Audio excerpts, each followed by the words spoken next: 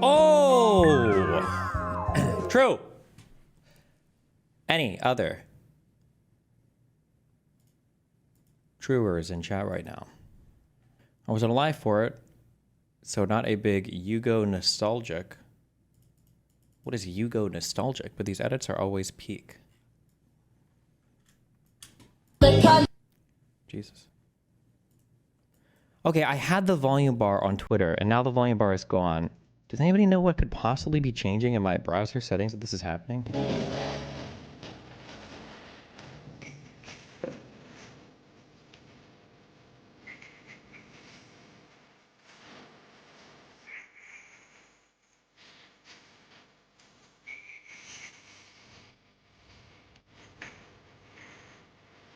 What is this? Is this supposed to be Iran? Or I have no idea what the fuck. What is this?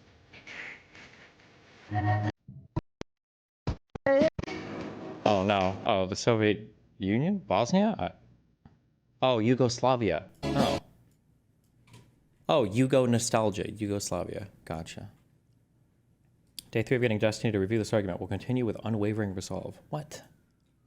Milton Friedman versus a kid at college. What? Why? I have just one more. This has to do with the Ford Pinto. I'm not sure if you're aware of the recent revelations that have come out about the production of that car. Ford produced it knowing full well that in any rear-end collision, the gas tank would blow up because they had failed to install a $13 plastic block in front of the gas tank. And Ford estimated in an internal memo that that would cost about 200 lives a year. And they estimated further that the cost of each life would be $200,000. They multiplied and they found that the cost of installing those blocks in each of the cars would be more than the cost of saving those 200 lives. And over the past 7 years, the car has been produced and over 1,000 lives have been lost. It seems to me that Ford did what would be the right thing according to your policy. And yet that seems to me to be very wrong. Well, let me ask you, This sounds really rough. I don't know where Milton Friedman is going to go with this. We might have watched this a long time ago. I don't remember. But lives have cost available to them, or not available to them. A life has a cost, like they do. And you have to be able to economically account for that in some way. And then we have to set the line of what that cost should be. And then companies will respond accordingly. Like for the best example of this, we could very easily today, right now, reduce all of the vehicular fatalities by like 99% in the United States if we set all of the speed limits to 15 miles per hour, you know? But we've decided that the convenience and the luxury of being able to get places faster, the economic benefit of being able to get places faster is worth however many lives we lose per year. So you try to capitalize on the upside and then you minimize on the downside. If you think there's some safety feature or something that automobile manufacturers ought to install or ought to be incentivized to install, then you just have to make the liability for certain types of avoidable deaths to be high enough that it's financially incentivized for them to install whatever it is they need to do to... Are you saying that $13 is worth a life? Well, first of all, I doubt it's just $13 would be my first guess. Secondly, when you say $13 could prevent a thing, there's probably 1,000 things on a car that you could install that are just $5, like a stronger A-pillar or a slightly better deployment mechanism on an airbag or a slightly better seat belt or a slightly better locking like there's probably a million of these things, but at some point you have to decide. People are very bad in their minds at trying to economically scale things that have to do with your well-being. Healthcare comes up a lot for this as well. People think that it has to be the maximum thing at all points in time, but the reality is you don't have the resources for that, let alone the money. You just don't have the resources. Pop quiz. What are the 4 parts of Israel's aerial defense system and what does each protect against? I didn't even know there were 4 parts. The only things I've ever heard of are the Iron Dome, which I believe protects against rockets generally from Gaza, and then people keep saying David's sling is for ballistic missiles from the east, I guess. I don't know what the other 2 things are. Ford did what would be the right thing according to your policy, and yet that seems to me to be very wrong. well, let me ask you, let's suppose it would have cost $1 billion per person. Should Ford have put them in on the list? But it wasn't a question. Oh, see, and they won't even engage with it. Oh, so Milton is going the correct route, yeah. Because it's like, I mean, there is something that you could do to make it so deaths are zero, but like at some point you have to put a cost on it, and it sucks. It feels bad, but I mean, like. No, that you're really only arguing about price. You're not arguing about principle. No, because you cannot. Nobody can take the principle. Nobody can accept the principle that an infinite value should be put on an individual life. Because in order to get the money involved, in order to get the resources involved, it's not money. In order to get the resources, they have to come from somewhere. And you want the policy which maximizes the situation overall. You cannot accept the situation that 1 million people should starve in order to provide. But they did have the resources. They made a mistake and did the calculation that to fix the mistake was more than just settling lawsuits. If that's the case, then the mistake is on the government side. Then the government needs to have a higher mandatory minimum for deaths that result from whatever negligence on behalf of the automobile manufacturer. If the federal government were to set a limit or were to set a statute, so built into the statute there is an assumed like $10 payout for every single death that happens as a result of a negligent manufacturer, my assumption would be there's going to be a whole bunch of people dying because of car shit. If the government set a thing so that the negligence manufacturing defect or whatever payout was like $50 million, there'd probably be way less. The cars would cost more, but there'd probably be a lot less people dying because of the liability to the manufacturer. This is an example of where we would use government to set a particular thing to control for an externality, right? I had one person. Friedman is against regulation like that. I'd be surprised if he was, but if he was, then his argument is probably going to be some flawless capitalist argument where every consumer has a perfect amount of information available to them at all points in time, or it assumes easy entry into the market such that there is an unlimited amount of hypothetical competitors that can drive down or drive up the safety features or something like that. But I mean, I would argue that we don't have perfect markets. The barrier to entry is very high, and consumers don't always have perfect information available to them and whatever bullshit. But Maximizes the situation overall. You cannot accept a situation that 1 million people should starve in order to provide one person with a car that is completely safe. That's absolutely right. Right, and therefore you're not arguing anything about principle. You're just arguing whether Ford used $200,000 was the right number or not. No, I'm not arguing Suppose that it were at all. $200 million. No. Suppose it were $200 million. What should Ford have done? $200 million for what? Suppose it would have cost $200 million per life saved. Should Ford still have spent that $200 million? You mean per... That's not really the question. Yes, it is a question. Jesus. Yes, That's the principle of the question. That's the only principle involved. I don't know whether Ford did the right thing. Like, he's never... Do people not argue or debate with their friends ever? I don't understand why. It feels like people don't, or maybe I guess it's a circle jerk. Like, they don't debate with their friends, so they don't know the possible counters, so that when they get like the level 1 objection. Because he could just bite the bullet on that and say, 200 million? No, I think that would be too high. What if it only cost $1.50 and they chose not to do it? What about that? Do you think that would be immoral? Like, that would be the counter argument, right? Because Milton Friedman is testing the principle going into one extreme direction, which is, I think, is a valid question. But then he could test, Milton Friedman's principle going the opposite way, and then they could further the conversation that way. But it is a question. Yes, that's the principle of the question. That's the only principle involved. I don't know whether Ford did the right thing, the right answer or not. That's the question of whether these numbers are valid numbers for the relative costs of different things. You're not arguing about a principle if you once agree with me that if it had been $200 million, the cost per life saved would have been $200 million. You would not argue. Look, let me go back for a moment. Can I say something in response to that? If Ford had not been able to market those cars in the same kind of economic bracket because of the price of installing this one plastic block, not been able to market those cars in the same kind of economic bracket because of the price of installing this one plastic block, that would be a different question. Maybe Ford could have considered redesigning the whole car so as to make it cheaper. But what we're talking about is balancing advantages and balancing principles. And that's why Just a minute. I'm a supporter of abortion. Therefore, I don't believe that every single human life is sacred. I believe that principles have to be balanced. And yet I don't see Ford spending $13 less on each car at the cost of 200 lives a year as being a principled position to take, and yet I think your logic suppose it had been one fewer life a year. So that the $13 per car, so that one life, instead of being 200 times, what's 200 times? 200,000, and it's 40 million. Suppose it had been one life a year, so that it cost 40 million. Would it then have been okay for Ford not to have put in that? You can't predict that one life is going to be cost because of a physical defect in the car. But you just predicted 200, no? What do you mean? This was a clear... I know, but you're evading the question of principle. No, I'm not. I'm saying that they knew before they put the car out that there was... The inability, Jordan Peterson was doing this a lot as well, the inability of people to engage with hypotheticals to test the logic of a statement they're making is insanely annoying. Holy shit. Excuse me, you know when you buy a car, you know that your chance of being killed in a Pinto is greater than your chance of being killed in a Mack truck. No, I didn't. I didn't know that the gas tank would rupture.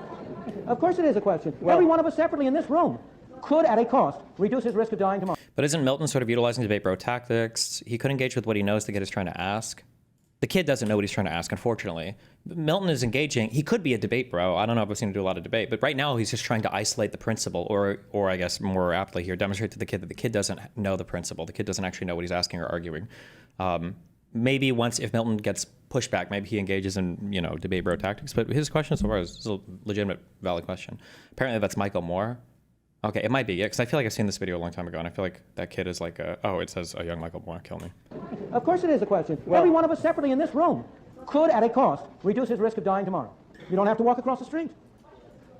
Of course. The question is he willing to pay for it? And the question here he should be raising, if he wants to raise a question of principle, the principle he should raise is whether Ford wasn't required to attach to this car the statement, we have made this car $13 cheaper, and therefore it is whatever the percent is, it is 1% more risky for you to buy it. But why? Now then he would be arguing a real question of principle. Why should they do that? Doesn't that interfere with the free enterprise system that you're touting? Why not? Because the consumer should be free to decide what risk he wants to bear. If you want to pay $13 extra for that, Oh, that's interesting. So Friedman would be okay with like a government regulation that has an enforced warning label or something, basically?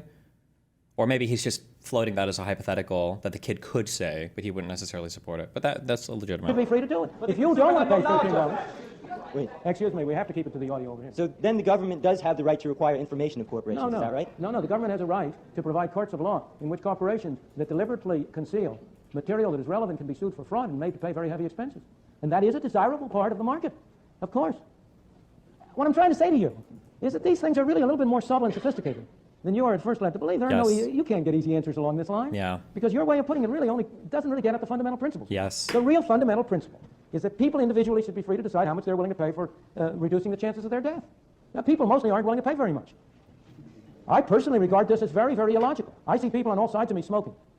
Now, there's no doubt, nobody denies that increases their chance of death. I'm not saying they shouldn't be free to smoke, don't misunderstand me. I just think they're fools to do it. Like there are more sophisticated arguments that you can make here.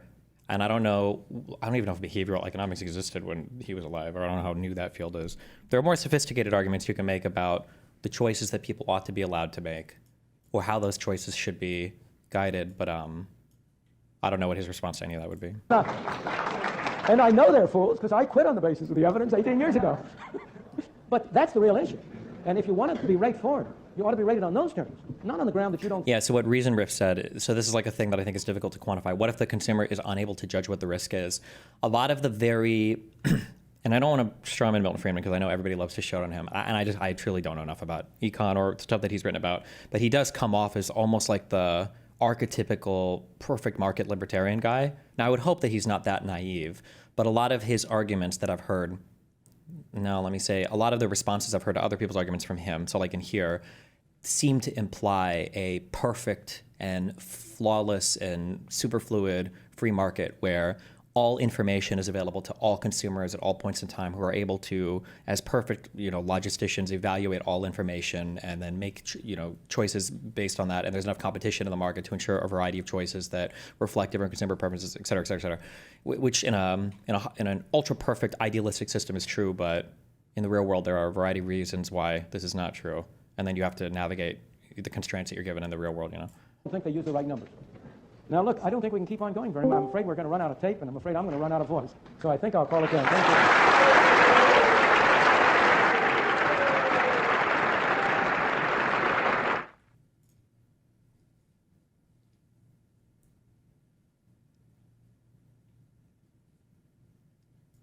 Michael Moore is kind of repping here the side Ezra Klein comes against in abundance. No, I don't even think Moore's argument was that sophisticated yet. I think his he just hadn't thought much about this question yet, which is, again, it's okay.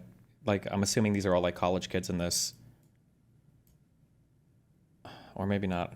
That's my assumption, but maybe it's not. I don't know, actually. I mean, he looks super young. Most of his models imply rational actors. So you have to be careful in economics, as far as I'm concerned, or as far as I'm aware, having never taken a behavioral econ class. When an economist talks about a rational actor, rational in the economics world just means that the person is able to make a decision based on what their personal preference is, responding to the price of a given thing. Like a rational actor will choose, given two equivalent goods and one is cheaper than the other, the rational actor will always choose the cheaper good. But sometimes people will load that rational word with what we feel like rational means, and we'll say like, oh, a rational person would never buy cigarettes because that's bad for you. That's not what rational actor means in economics, right? Rational actor in economics might mean that cigarettes make you happy for 3 days if you buy a pack, and a movie makes you happy for 2 hours, and for if you consider cigarettes a substitution good for movies, which it's not, but same you would, like, I'm not going to say like a rational actor would choose cigarettes over a movie because they provide more utility or something like that. But rational actor in econ doesn't mean like perfectly logical person who's maximizing for all stages of their life. It just means a consumer who responds predictably to pricing incentives, basically.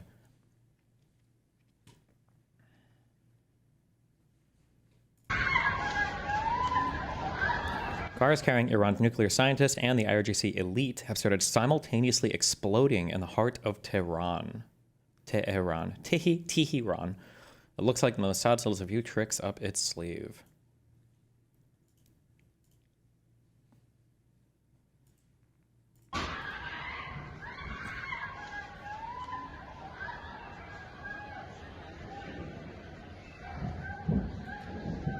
What if Iran nukes us? Give us the clip! I've watched you for years, never chatted before. Please feed into my parasocial psychosis. How do we de-radicalize the youth? I said this in chat yesterday, but I was talking to a couple anarchists at a show the other day, and they couldn't defend their worldview at all. They just handed out pamphlets that they probably couldn't explain themselves. It's all just feel-good bullshit. Their best retort was to say, I was talking like Jordan Peterson. Are these great thinkers of our time? More debating amongst media figures, I would say, is a good starting point. And then also, I've said this a million times, I'll continue to say this, your expectation for college kids and everything should be low, okay? College kids have historically always been kind of goofy. Not edited at all. That's real.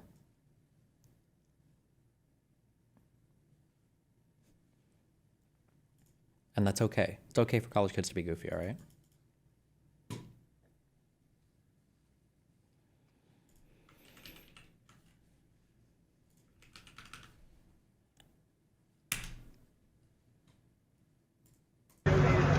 Oh, yeah. Here we go.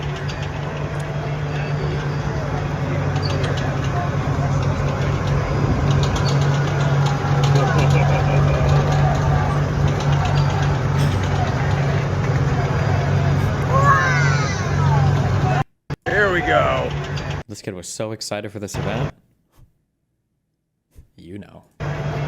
Let's go. Looking good, boys.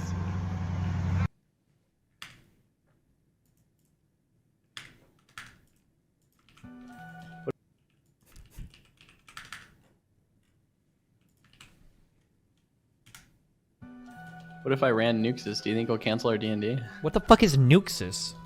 Iran nukes us. What if Iran? Oh, Iran. oh, the country. What if Iran nukes us? Do you think we'll cancel our D&D? What the fuck is Nuxus? Iran nukes us. What if Iran? Oh, Iran. oh, the nukes country. us. What if Iran nukes us? Yeah. Oh, Do you think D&D would be canceled? That was the meme. nice joke, You're Moon. so dumb. Jesus Christ.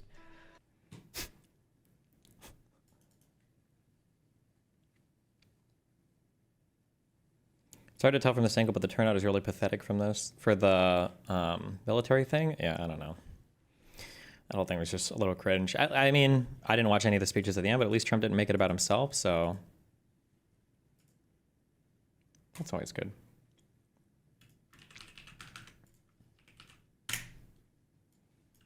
Florida man accepts his fate after being bitten by a diamondback rattlesnake and says he is cooked. Is he like, why is this not safe for work? Guys, we just got a diamondback. Let's go. I'm like, well, I'm cooked.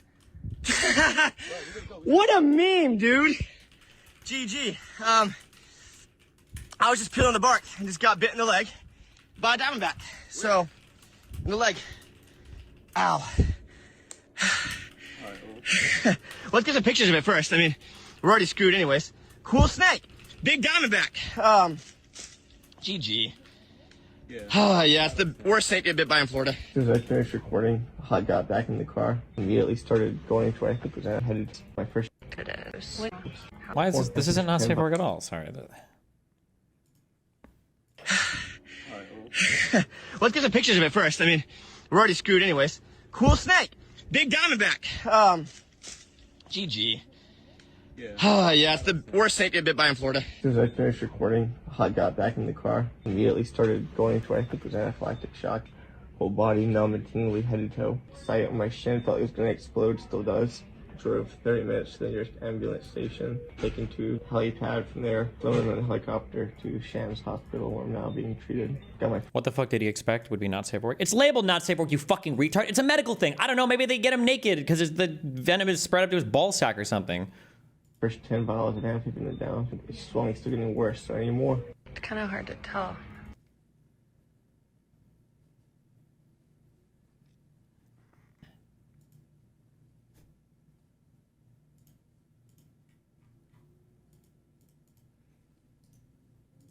It's incredibly, fuck me.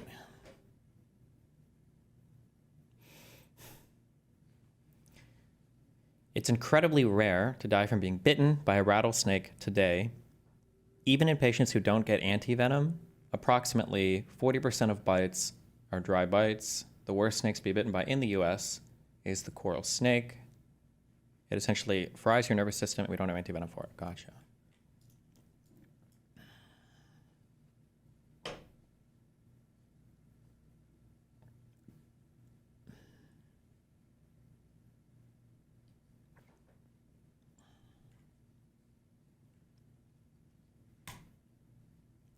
What are dry bites? My guess is it's a bite where the snake doesn't inject any venom.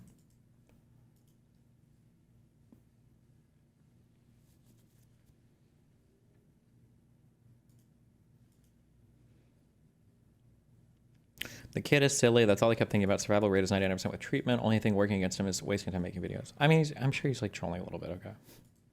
Or I doubt he thought he was going to die. They unbanned Reckful's WoW account? Why? We finally did it. Brian? You're unbanned. Is like that the name of his brother or something? Or...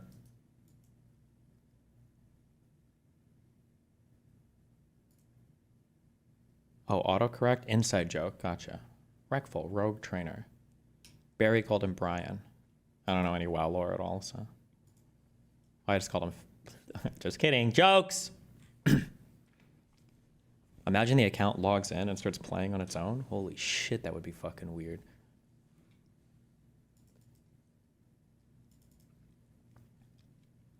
Is this a brave thing to do? Anti-ice protester in New Jersey who throws herself on an ice vehicle.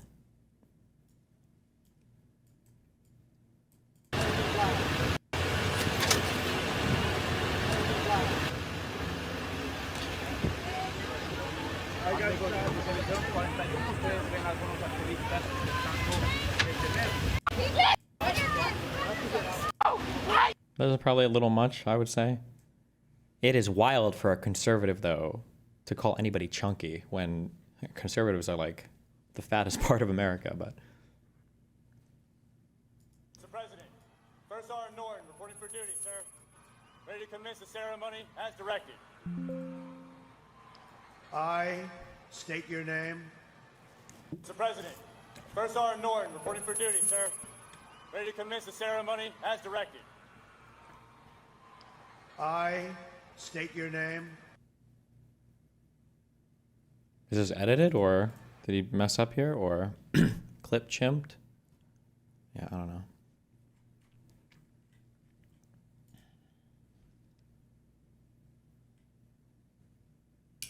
What are your thoughts on the Ela story drama? Let me check.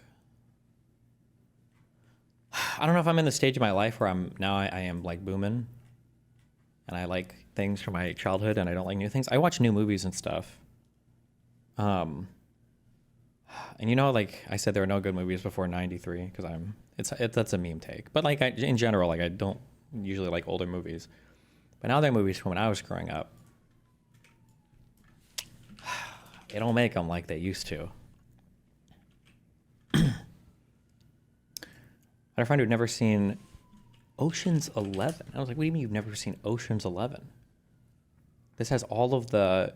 I feel like if you're a woman especially, you have to... It's got Clooney, Brad Pitt, Matt Damon. Like, this is I feel like you have to see this movie. How have you not? What a cast. Amazing performances, good script, nice twist, good directing, good music. Like...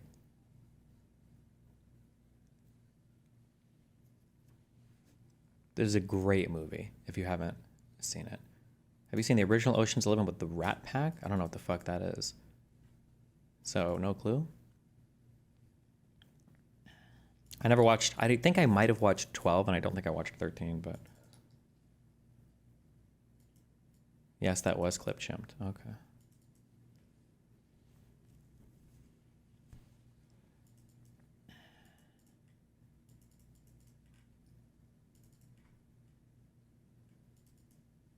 "13 might be as good as 11. Ooh, that's a big claim.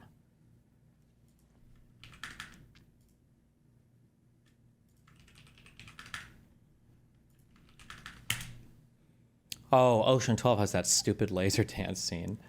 I remember that. Yeah, Why is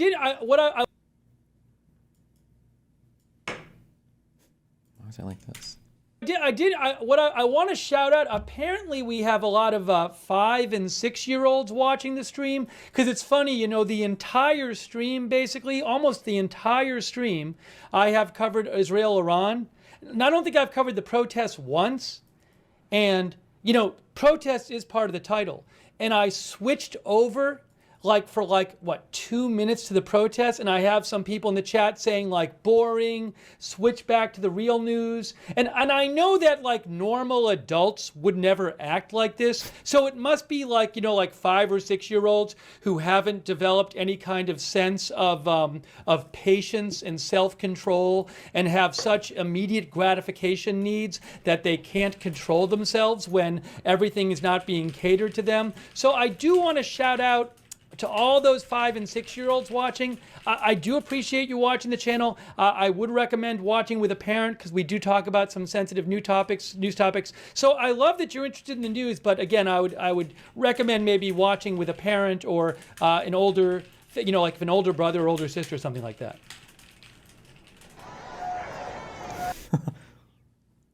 Have you talked to this guy, or is he just the DGG approved media? I haven't talked to him at all, and I haven't approved him at all.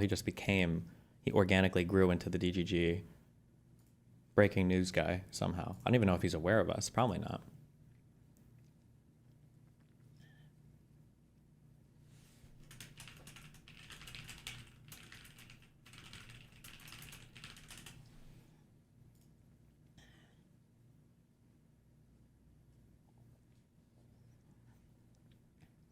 Minnesota gunman Vance Bolter's wife pulled over as cops make a terrifying discovery inside vehicle. What a headline. Terrifying. While driving a car with 3 other relatives inside near Onamia at 10 a.m. on Saturday, she was found with a weapon, ammunition, cash, and passports. What? Oh, because her husband did international security. Multiple passports, though? What does that mean?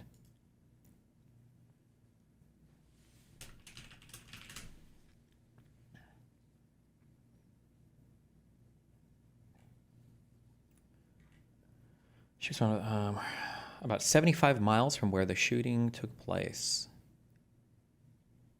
Vance Bolter, 57, remains on the run after he... Wait, they haven't caught him yet? How old is this article?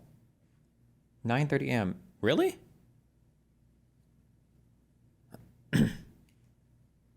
Remains on the run after he allegedly shot Democratic State Representative Melissa Hortman and Democratic State Senator John Hoffman in a chilling assassination spree about 8 miles apart in the 8 hours of Saturday, or in the early hours of Saturday morning. Hortman and her husband Mark were killed in their home in Champlin, while Hoffman and his wife Yvette suffered serious injuries at their home in Brooklyn Park. Over a dozen officers swarmed Jenny Bolter's car during the traffic stop. How did they get a traffic stop? Do you think they just flagged the license plate and an auto scanner found them? Or Jenny was detained for questioning after officers found the items inside the vehicle. No one was arrested, law enforcement officials said. Whether Bolter's vehicle was stopped randomly or whether it was being tracked by police is still unclear. Jenny, no arrests were made, so that she just drove off. I guess probable cause to arrest, it's just being the wife of a murderer, it might not be enough. I have no idea.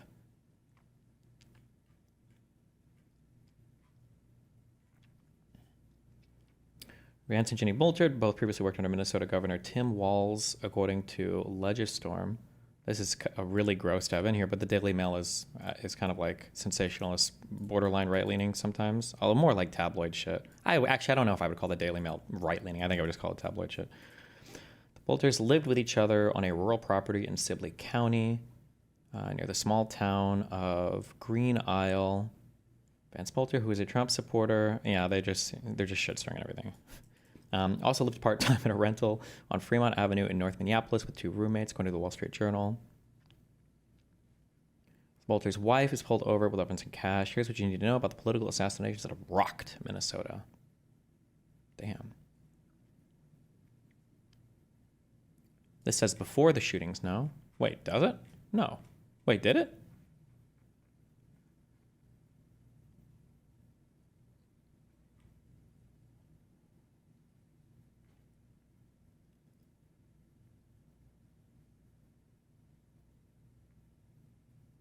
She was found with, stopped by authorities at a convenience store while driving a car through their relatives 8 hours earlier. Wait, hold on. I'm mega confused. Vance Bolter's wife, Jenny, was stopped by authorities at a convenience store while driving a car with 3 other relatives inside near Onamia at 10 a.m. on Saturday. She was found with a weapon, ammunition, cash, and passports about 75 miles where the shootings took place in Brooklyn Park in Champlin, Minnesota 8 hours earlier. Oh, you're reading the comma where this is, the shootings took place 8 hours earlier, 8 hours before they pulled her over. Not they pulled her over 8 hours earlier before the shootings took place, if that makes sense. Okay.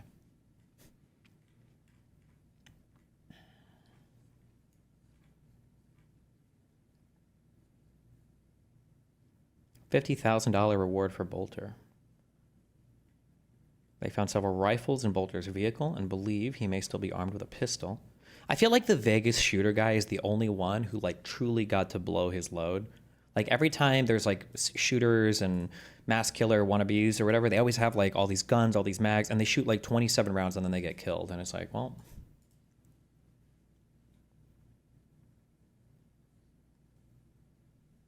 but that's a good thing. Not that they killed anybody, it's good that they get stopped earlier than they would otherwise. The Pulse nightclub shooter, he got a lot of people. So did the Christchurch guy, true.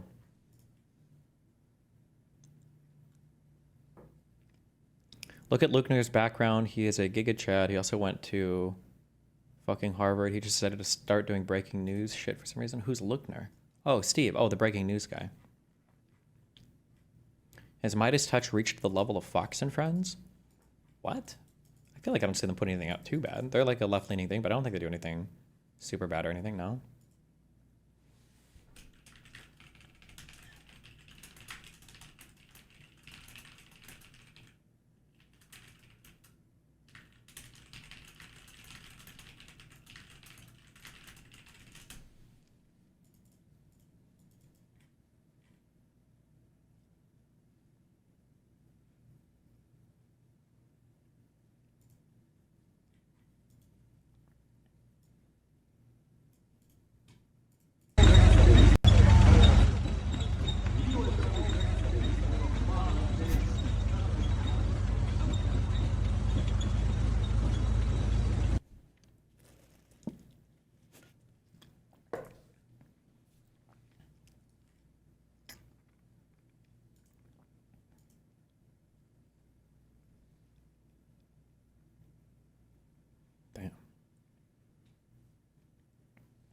Absolutely legendary Luckner crash out over COVID.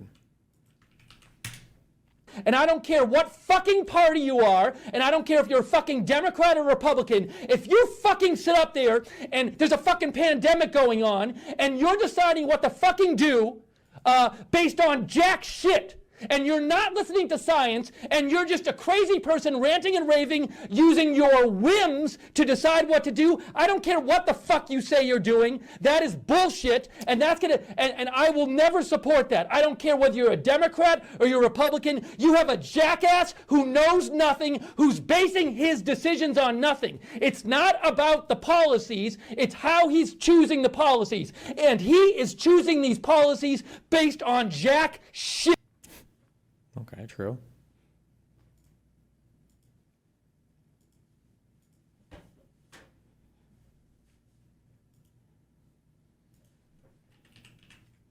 Another Lookner moment. Oh, and guys, it's time for a viewer comment. It's time for a viewer by comment. the 6-year-olds. A donor comment. I'm going to read a comment from a donor. A donor actually made a donation to highlight their comment just so they could say this. Wait, the fatigues are really sad. You could tell they weren't strict about the parade because Trump forgot to say it was actually important. Yeah, I don't know what was going on with somebody linked me, somebody in my subreddit mod. And I didn't want to do a bunch of comparisons because I don't know what other countries do for this shit, but bruh. Jesus. Also, these guys look like I don't know fuck all about marching. I didn't even do marching band. But I feel like when I see in the movies they're marching, they're like they're like all in order and everything. It seems like, or they're like synchronized. Like this looks like that looks like some shit.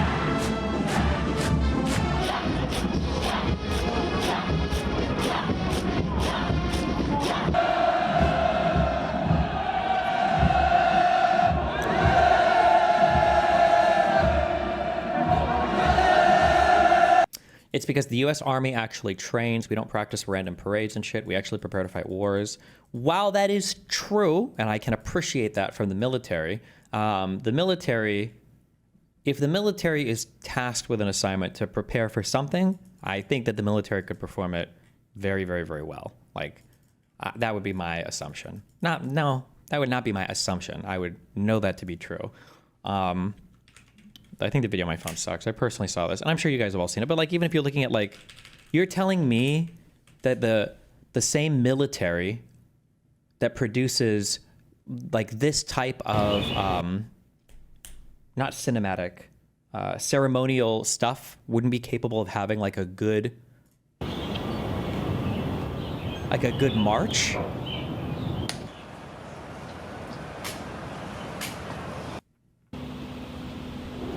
These guys almost look like they're flying with the way that they watch. Like if you don't see the lower half of their body, you just see the top. Everything is. You guys are on some serious shit. We're about to witness.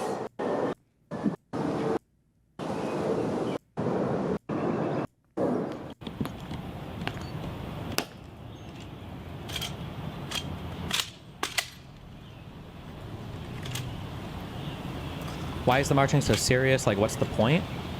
The point is it like I don't have a military background, so if I miss things or whatever, maybe there's things in my personal opinion, in my understanding of the military, like you're talking about one of the biggest, if not the single biggest sacrifice that you could make is not only dying, but you die and your body isn't even recovered. So you've died on foreign territory, on foreign soil, your body isn't even recovered, so you've made the greatest sacrifice for your country and they can't even bring your body back to give you a proper memorial. And the idea for the Tomb of the Unknown Soldier, I think, is for remains that have been brought back and haven't been identified, or people whose bodies haven't been brought back at all, and it's just a way to like kind of pay tribute to, or honor those people.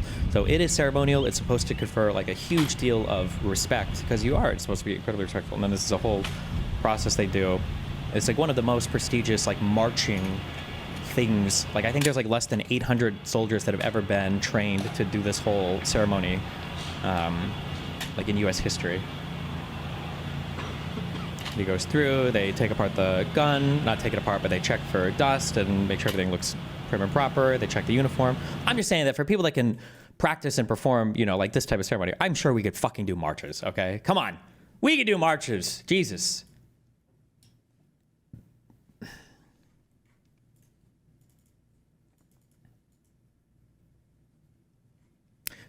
my understanding, I was told this in high school all the time, and my band teacher was a hardcore dude, so I'm assuming it's right. My understanding as well is that some of the best performing wind ensembles in the country are the U.S. military bands.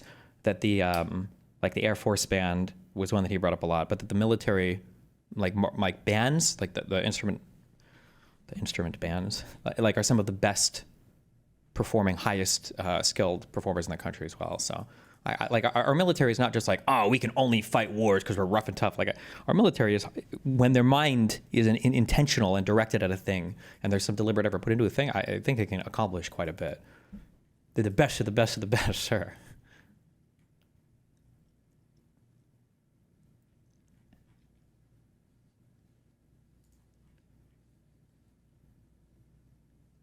It is not prestigious for anyone in the army outside of the honor guard losers who joined up to jerk off horses. Nice.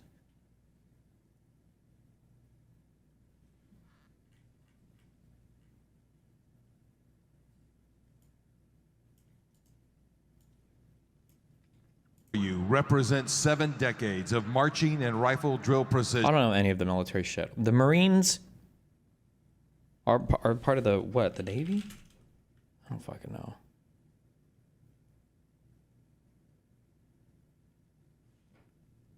Nothing? Oh, they're their own thing. So what do we have? We have Army, Marines, Air Force, and Navy? Is that the and Space Force now?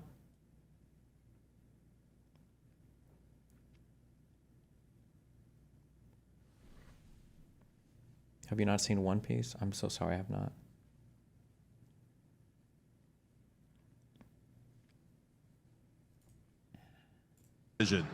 Premiering at Marine These are, okay, these are Marine Washington, outfits. Who are the ones that fight the dragons? Is that the Marines? Oh, and then the Coast Guard as well. During the sunset parades of 1948, these... What are your thoughts on the Space Force? I don't know too much about it, but from what the little I heard, the Space Force concept was a good idea because some different departments were kind of like bumping into each other when it came to like atmospheric or space related stuff, and the Space Force kind of centralizes all of the outer space shit into one separate military thing, so it's like, okay.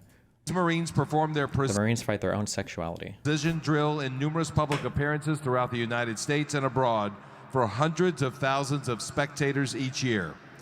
In addition, they represent the Marine Corps at numerous ceremonies in the national capital. The Marines are under the Navy command. They are not technically a separate branch. Oh, okay. Capital area, honoring visiting dignitaries and heads of state.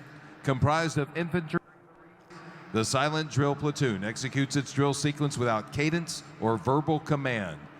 The M1 rifles they carry with fixed bayonets weigh in excess of 10.5 pounds.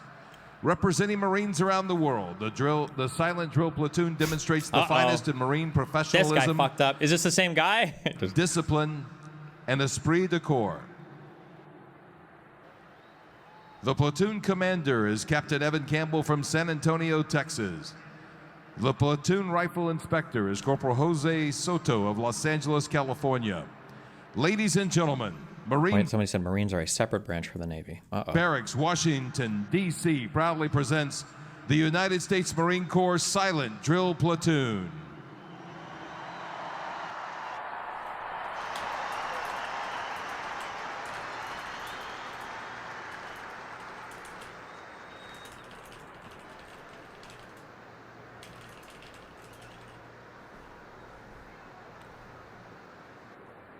Marines are under operational command of the Navy, but they have their own command structure.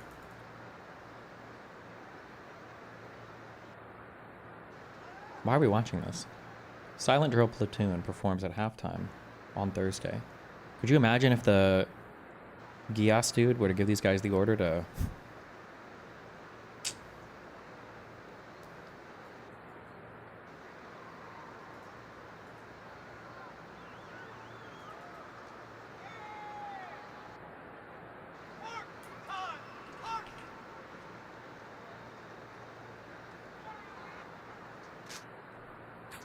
This is actually a platoon of disabled Marines who are too dumb to speak or follow orders, so they let them do this little show.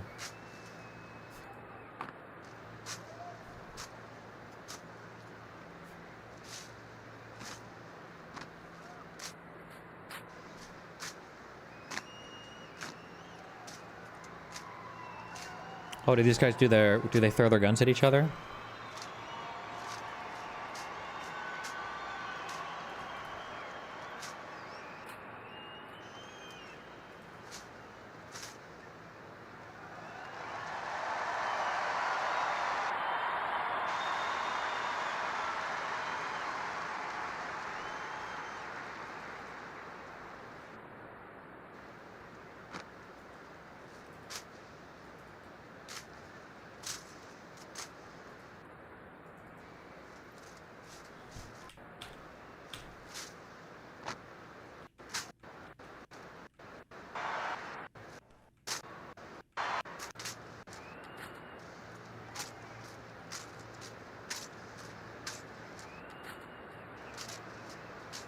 Wait, did that guy drop his hat?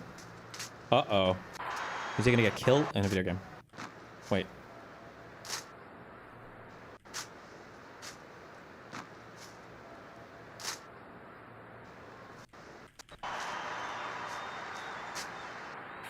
Wait, where does it happen? Oh. Where is... Hold on. Oh, there he is. It's off here. Wait, what the fuck? What's going on here?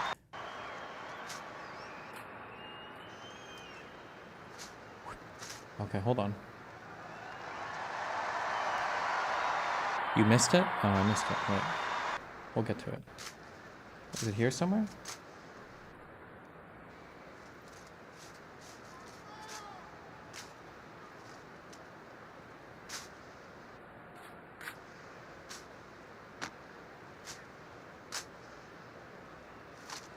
Oh no. Oh no. Do you think he's like, oh fuck. Oh no. Do you think these are loaded for these ceremonies? There's no way, right? Oh shit, it's gonna come off. There it is. Do you think he's having to do this blind? Ah! What happened? How did it come off? Did he take it off or did the gun catch it? Ooh, you know he got his ass whipped for this one. I'm just kidding. Oh, look, they even have a... Do they have a ceremonial way of putting his hat back on? Oh, look.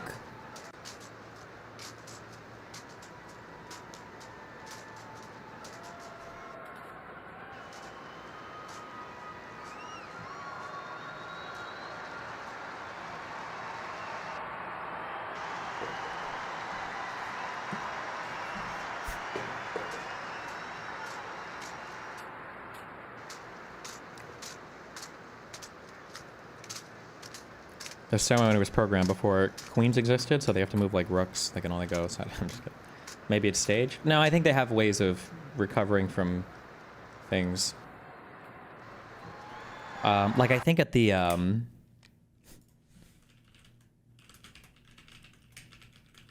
there's a gun drop that happens at the changing of the guard here.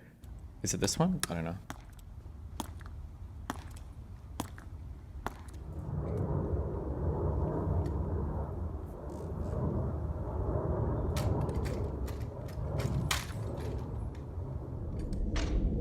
Oh wait, this is not what I'm looking for. Wait. Oh, not good. Disrespectful to the lost soldiers. Does it really stab him?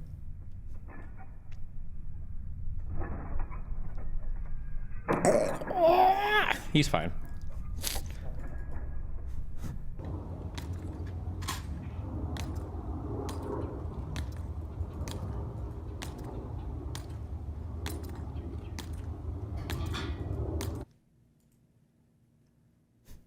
Wait, really?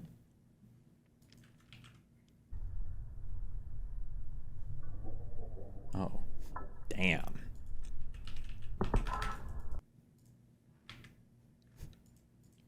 That's what you gotta train for, guys. No.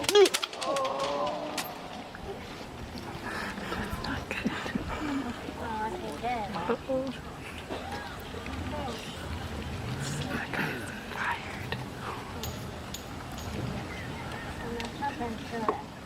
Would look really good. I got it.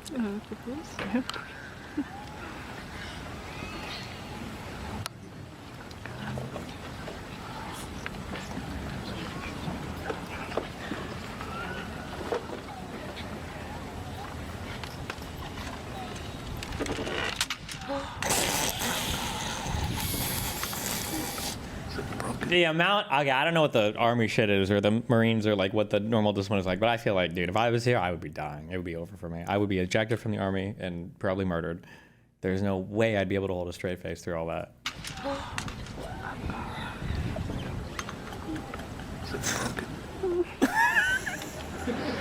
Oh no.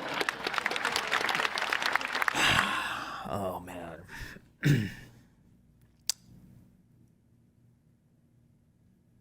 Anyway, we could do marches, okay? If these guys could do marches, we could do marches.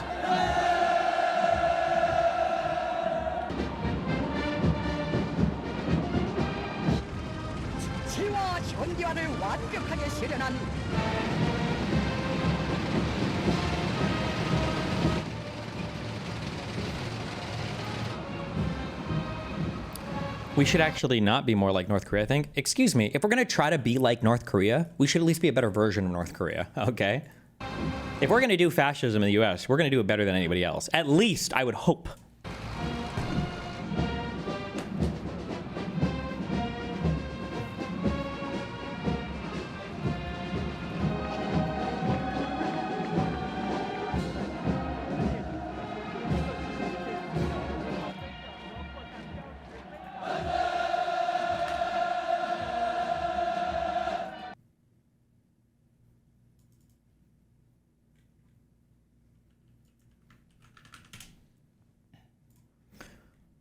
I have to wonder if it was intentional not to practice at all for the parade. In my country, we have a no-nonsense attitude, and our parades are not very flashy. Still, the marching yesterday was total shit compared to what I'm used to seeing. I don't believe that would ever happen. Just from my understanding of like military decorum and stuff, you would never be protesting in the military because you'd be disrespecting the uniform and the like whatever you're a part of. No, like you wouldn't. Up at their tiny post, Ryan and his team were being pounded.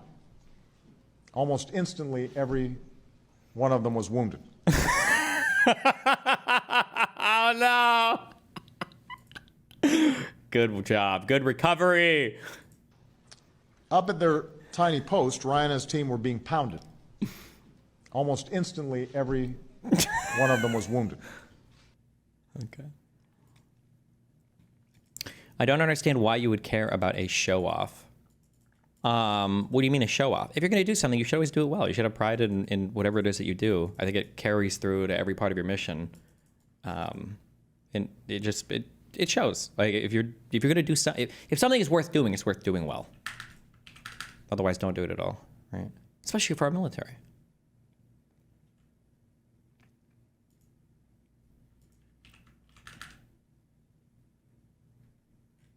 Also, it's literally a parade, okay? Imagine I were to do like a runway fashion show and I were to just wear 4 different pairs of sweatpants and t-shirts and somebody's like, why are you doing this? Like, I don't give a fuck about clothes.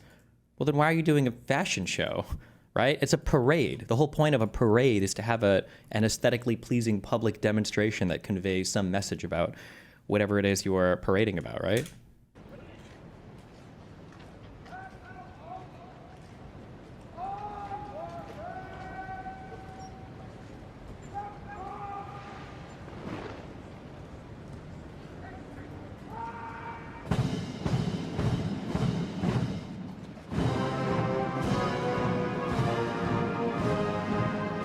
I think you can protest well in the military, you just can't wear the uniform. No, I mean like they wouldn't do a shitty job as protests. I feel like it would be disrespectful to the uniform. I've never seen the show, but I've seen that clip of the guy, I don't know the name, in Band of Brothers where he walks by the dude and I guess he's like real ass pained about him and he pretends not to see him and the guy's like, hey, you didn't salute.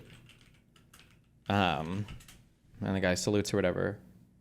Eventually.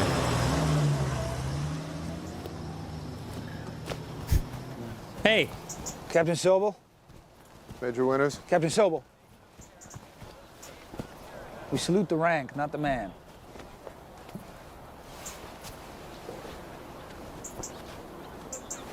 Got him.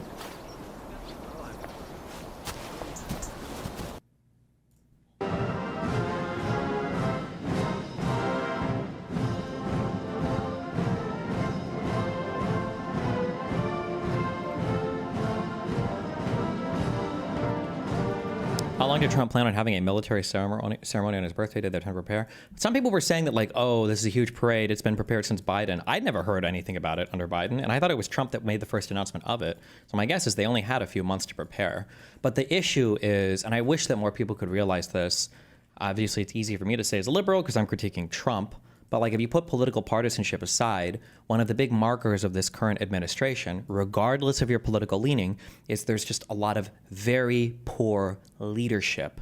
As in, he's not even good at carrying out the things that he wants to carry out. He's not leading his government well. Trump isn't, and I think that that's flowing down through all of the different parts of the government as well.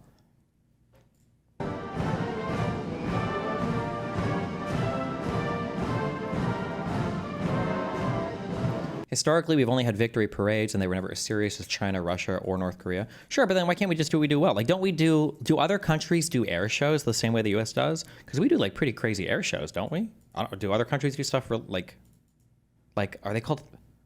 They're not Hell's Angels, right? Isn't that the biker gang? Are they Blue Angels? Are they some kind of angels? Who are the flying dudes?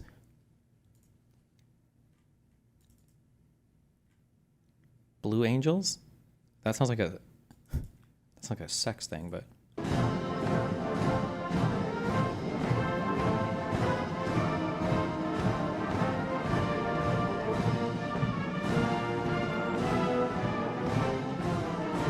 Red Arrows are the British version?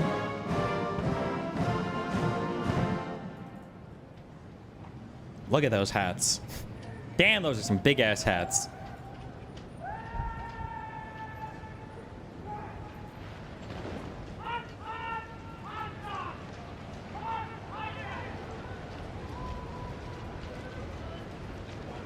Yes, but stuff like that has operational significance. Like the one benefit of doing flyovers over stadiums and shit is to get pilots experience flying over urban environments.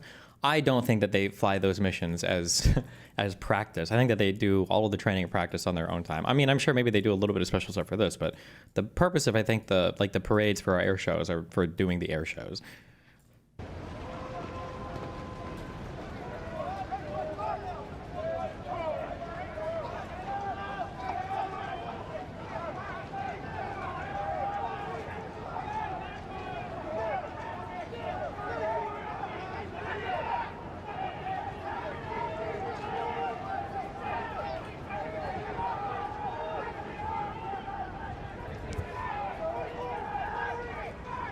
Aren't they airshow pilots separate from actual combat pilots anyways? Are they? I would imagine there aren't that many people that are authorized to fly around fighter jets, because like the cockpits are classified and knowing how to do it and getting authorization to do it and all that. But I don't know, maybe they're not. Maybe they are not active combat pilots.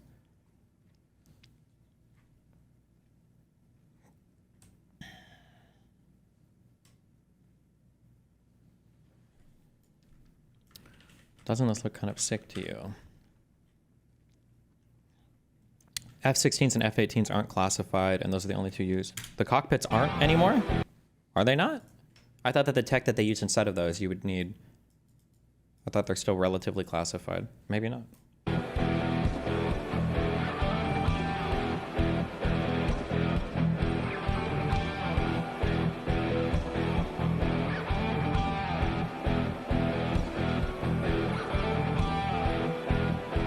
I feel like using like 80s rock ballad knockoff band music to, I don't know, it feels a little gaudy, a little tacky to me, but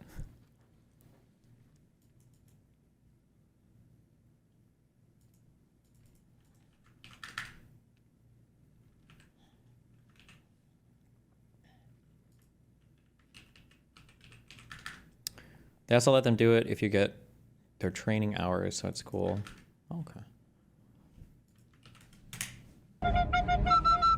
Belgium Defense Cadets, funny.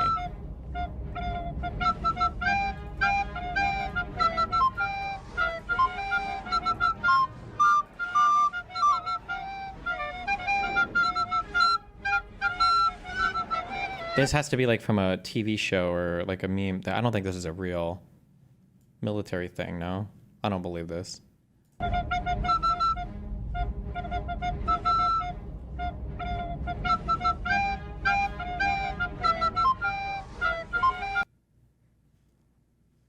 Or they're just like cadets, like just started. Well, no, like look at the way this front guy is. Look at this guy with the mouth open and the arms like he's a zombie. No shot. I don't believe that.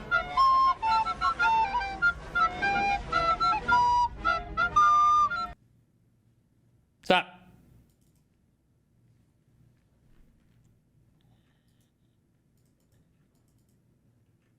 I I think they are literally retarded. They have vibrators inside their asses. It's the special forces.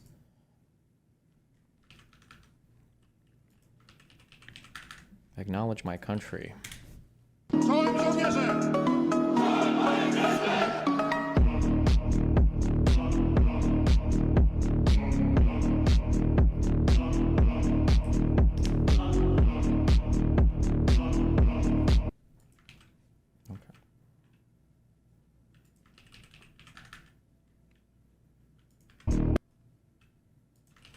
China's parade.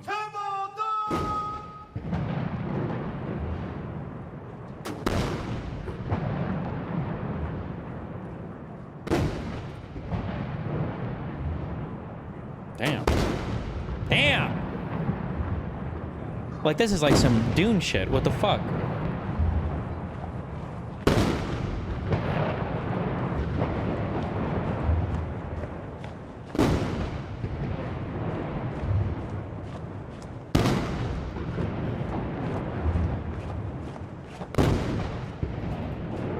These guys were probably all abducted from their families at like age 2 to be the perfect marchers. They look like fast inserters from Factorio.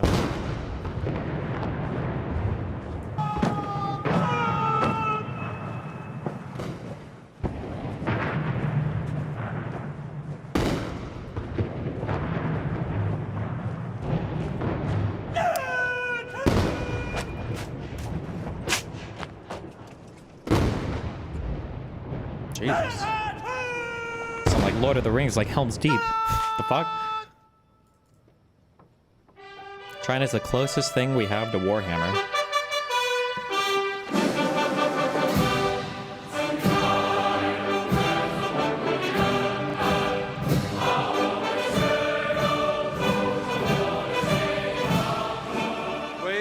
Jesus. The video and everything looks this good from 1949? That's crazy. 中国共产党万岁！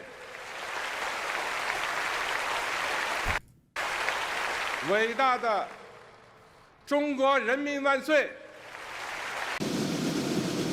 God damn!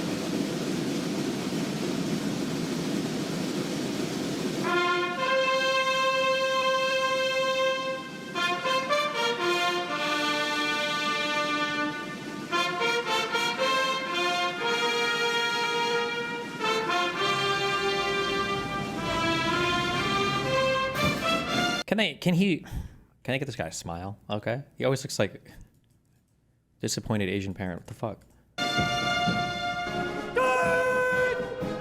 同志们辛苦了！ They got the tracking camera and everything. What the fuck? Damn, look at these guys. They look sharp as fuck. Oh my god, oh Jesus, stop. You're getting banned if you type the emote. 同志们好！ You motherfuckers. Stop! Damn! Damn! Look at the heads turning in unison and everything. How cute. What kind of rifles are those?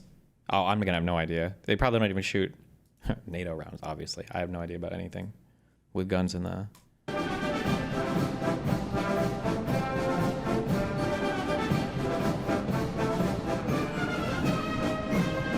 Homemade Chinese rifle. Yeah, it's probably all some other... Damn. 同志们好！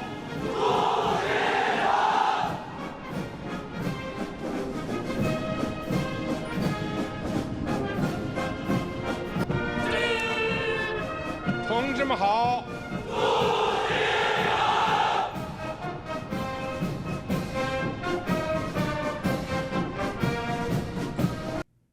These are drones, I'm guessing, right? Is that a drone? No, that's just a plane on display.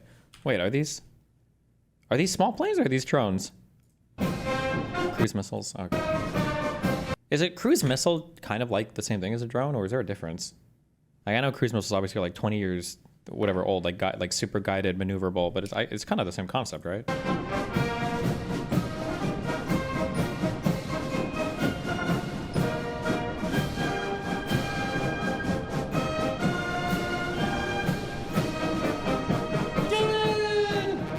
同志们辛苦了！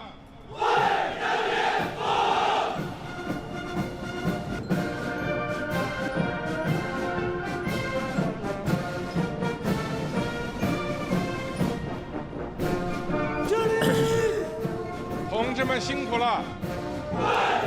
Isn't everything just a rocket? Well, no, I think rocket has a different connotation than other things. Like rockets are, I think at the point of launch, are unguided. Like you shoot a rocket in a direction, then it can't maneuver at all. Missiles, I think, are generally have some level of maneuverability, right? Oh no, missiles have their own propellant, like go system on them. Like a rocket, I think, is literally basically just a warhead, right? I don't know. I feel like there are strict definitions of these things. There's some kind of definition of these things, right?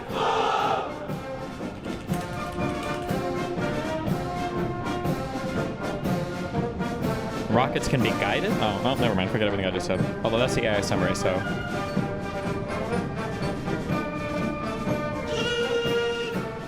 同志们好。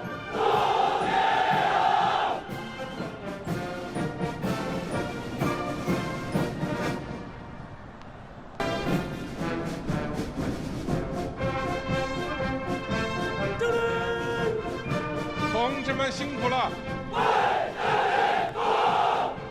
Did you see the new Mission Impossible movie? Nope. Is it normal for presidents to salute other militaries like Trump does? Not only is it not normal, I think you're explicitly not supposed to do it. I think I thought I read that like Trump supporting the North Korean guy, or not supporting, saluting, was supposedly. I thought I heard it was the first time that a U.S. leader has ever supported another. Or not support. I keep saying support. Saluted another military. Well, this morning, North Korean state media has just debuted some new footage that was shot during the Trump-Kim summit in Singapore. Take a look at this. Okay, so the president extends his hand to this North Korean general. The general responds with a salute. The president returns the salute, and then both men shake hands. Why is this significant? Our military analyst, former Rear Admiral John Kirby, is back with me. Why is this so striking?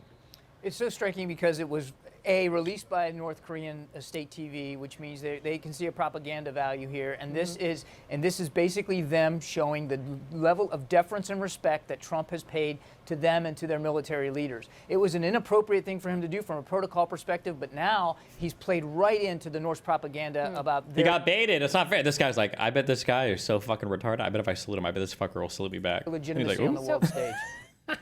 Got him. So what should he have done? He should have just nodded his head when the general saluted and reached out his hand and did a handshake. That's the appropriate thing. Look, he's the commander in chief. He doesn't even salute his own generals. They salute him. That's the way it works. And you certainly don't do it with leaders of foreign militaries, and most certainly don't do it with the leaders of foreign militaries of an adversary nation. Look, in the 48 hours since this summit, he has been incredibly flattering and complimentary of Kim Jong-un. He has equivocated when asked by Fox News, well, what about the human rights atrocities? What about the execution of his own people? And now this. Are you surprised? I wish I could say I was surprised. What a different time when those were our biggest problems.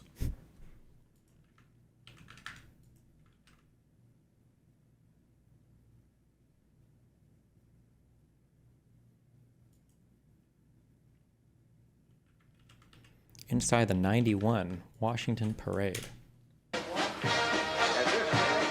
On the wide boulevards, just a few blocks from the White House, 8,000 Desert Storm troops were moving out. And once again, it was General Norman Schwarzkopf who set the cadence, leading the way as far as the presidential box, where he spent the rest of the parade as cheerleader and spotter for a clearly delighted George Bush. So much military hardware was moving that at times it appeared Washington was under attack. The stealth bomber, oddly shaped to deceive radar, led a fleet of 82 planes over the parade route. Jesus. The Patriot missile got the loudest applause of the day. Several 100,000 spectators lined the streets. Really? How accurate are the numbers on these things? Several 100,000? With the same message. We're here just to say thank you and to celebrate our victory, but to say thank you to all the men and women who serve in the armed forces. I think that this is a wonderful occasion, but we don't. Well, I guess America was probably on top of the world at this point, right? Because 91 Gulf War victory means that we just won, or victory, Gulf War plus collapse of Soviet Union. We're probably on top of the world, I guess, huh? We're like fucking, we're kicking ass on everything, on all fronts. Capitalism won. To happen again. because we don't want war. Peace activists had protested against today's celebration, but they drew only a few protesters to their rally. A Harrier jet fighter on display near the parade was splashed with blood, and the protesters were arrested and taken away. But the overall mood, Bob, was overwhelmingly celebratory and upbeat. And now on Washington's Mall, several 100,000 people have gathered for a USO show tonight, which will be capped off by what they say will be the biggest fireworks display in Washington history. Eric, this, of course, was called a celebration to honor those who fought this war, but in many ways it was also in honor of the people back home, wasn't it? Jesus, what a different time the media was. This was 30... I keep forgetting. It's a long time ago, I guess. 35 years ago? I think that's right, Bob. I think that we sent one of the Not a statement about the loser Democrats or the woke mob media. professional armies in American history to fight the war against Saddam Hussein. They didn't expect any parades on the way back. They just felt that they had done what they were told to do and had accomplished their job. But I think the civilian sector of the country, the Americans who remember Vietnam and the divisions of that era, all wanted to make sure that the mistakes that happened at the end of that war weren't repeated and that these troops were given a... Oh, true. I'm sorry. The Soviet Union wouldn't have collapsed yet. That would have been at the end of 91, so... Thank you, and that was all accomplished today. Thank you, Eric.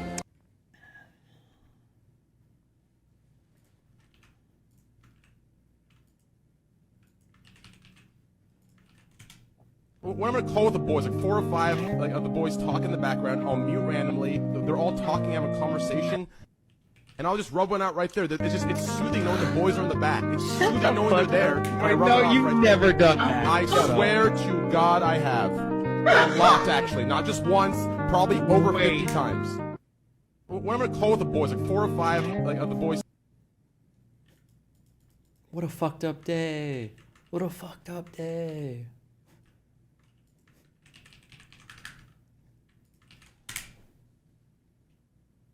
Excuse me, super random. You're very cute. I'm like eating this protein bar. I was like I saw you across the street and I was like trying to like smash this thing before you got here. Oh. But I'm done with that for now. I'll put it away. Locked in? Yeah, I'm locked in. We're I good. do have Right a here. boyfriend. I'm gonna kill myself. It's all good. No. Excuse me. Okay, based.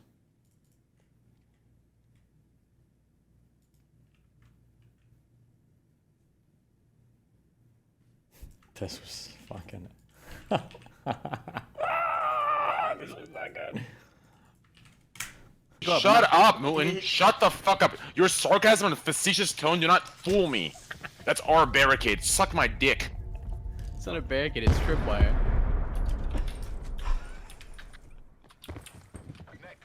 That is not ours. Great job, dude. Great job, XUC. Really good, dude. Oh, great. Can I break through the window? This game is trash, dude. This game is trash, dude. I'm honestly at a point where I'm just done. I'm done, dude. X, yo, come get me, dude. I'm actually, dude, like, dude, like, oh man, You I'm gotta so tweet pissed. this clip to Treyarch, man. You gotta tweet this one. I'm gonna tweet this clip to Treyarch. They're complete trash. Oh! Are you kidding me? Fucking stream cybers. That's I know that name too. That didn't out.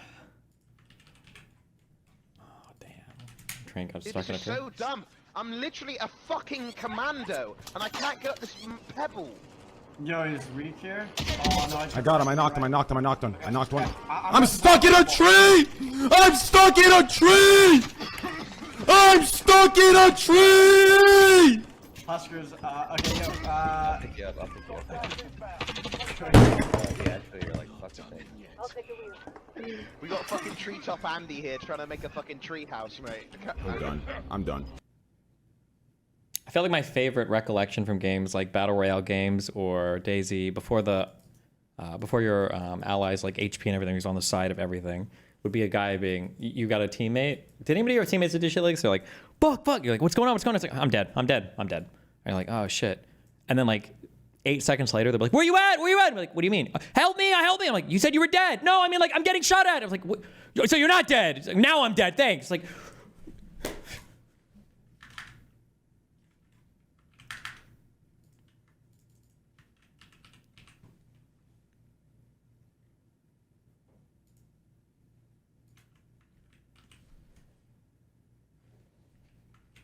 We didn't finish that guy's clip. I'm so sorry.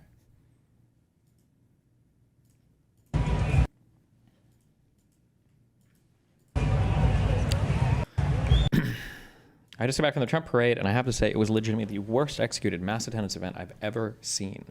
One overarching thought, how do you spend $80 million and fumble the basics? Many more thoughts. First, I'm not just saying this is a hater, although I am a hater, based. I've also planned an event on the mall that was larger than this, and it was 14 days notice and a tiny fraction of the budget, but who's counting?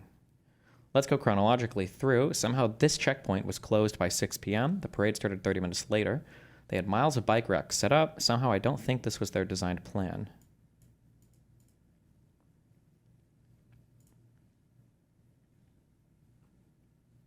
Okay. So this funneled everybody to just one single checkpoint, and about 15,000 people were trapped on Constitution Ave because there was just one 10-foot wide entrance point to access that massive checkpoint on the mall.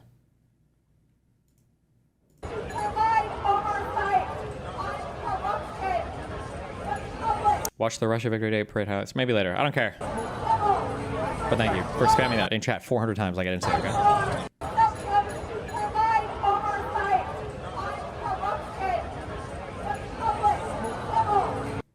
This poor soldier probably passed Ranger School with flying colors, but he wouldn't last 2 days as a campaign crowd advance guy. Witnesses in favor. The assistance of counsel for the best.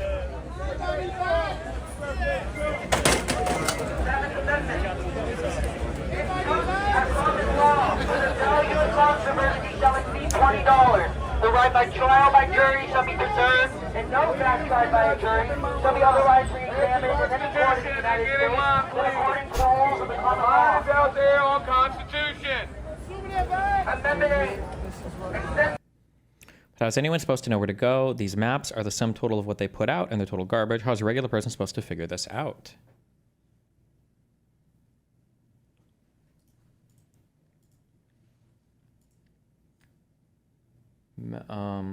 Pedestrian / restricted zone, vehicle restricted zone, local traffic zone, roadblock. Okay. I don't know. White House.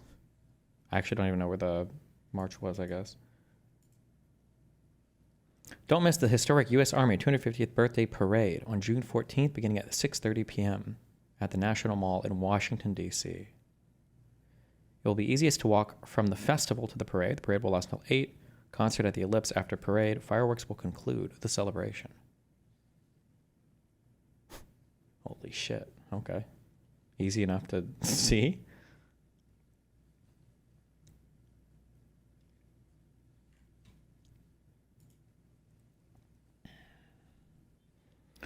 So one 3-mile, 25-minute scooter ride later, I zipped all the way around to the southern side of the single mass checkpoint where naturally there was literally no line. Way to go, gang.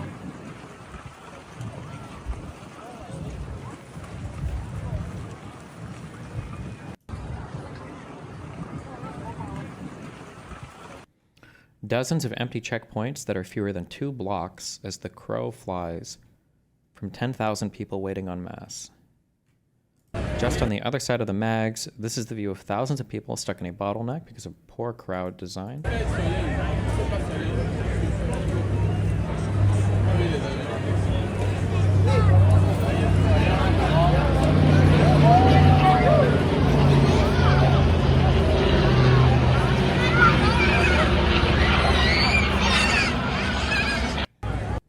Well, for crying out loud, on the other side of the mags, everyone has to go up one of 2 bridges to go up and over 15th Street. This is necessitated by the parade route design, which sucked. Damn. Hater. Surely this won't be a problem when the 100,000 people who loaded the event space over the course of 4 hours all try to leave at once, right? This is called foreshadowing. And by only doing mesh and not fully opaque covering, they made the whole thing an elevated viewing platform, which people naturally stopped and gawked on.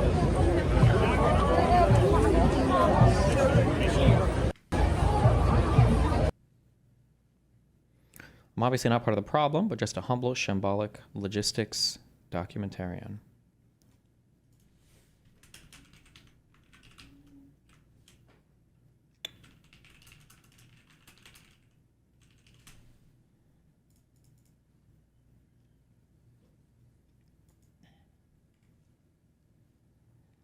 Who brings a tiny baby and a stroller to the shit show, make better decisions.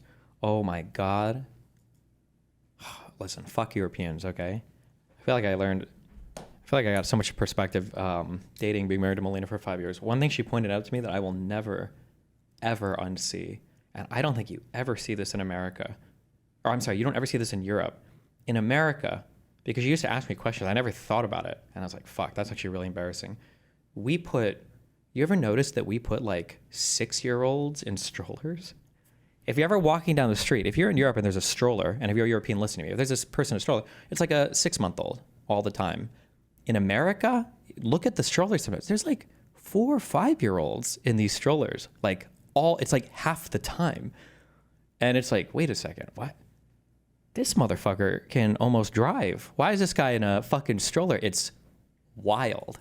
It is wild.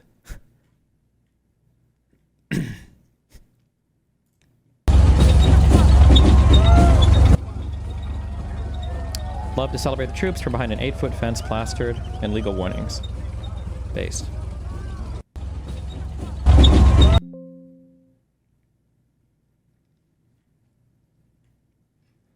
We should now address the crowd. It was sparse, but not surprising at all. My no BS estimate is around 100,000, but a lot of variance because it was very spread out, so plus or minus 20K. Trump people will probably see 200K. I would too, huh? This was taken at 7 p.m. Eastern. Early 1991, where military forces overwhelmingly destroyed enemy tanks and vehicles. After only 100 hours of ground combat, the ground offensive was launched in early. And this is the unforgivable crowd sin, though. Same as my first post on this thread. These are VIP bleachers on the north side of Constitution, closer to the White House and the main crowd, and they're empty. We're talking Trump 1.0 inauguration empty. Someone fucked up there.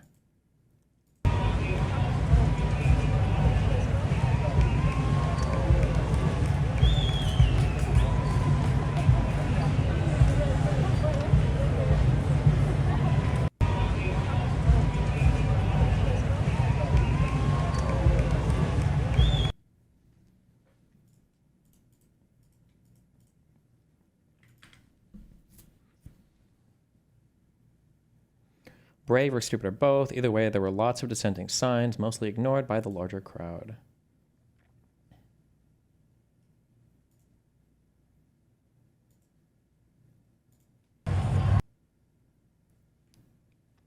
They did acknowledgements for sponsors throughout, such as the UFC, because of course, like, just take a step back and look at this image. What are we even doing here, team?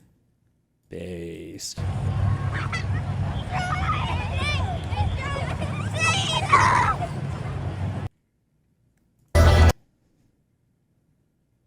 Sir, hello, Mr. President 4547, sir. And yes, the soundtrack was all classic rock instrumental covers like this. And yes, the entire setup is this garish.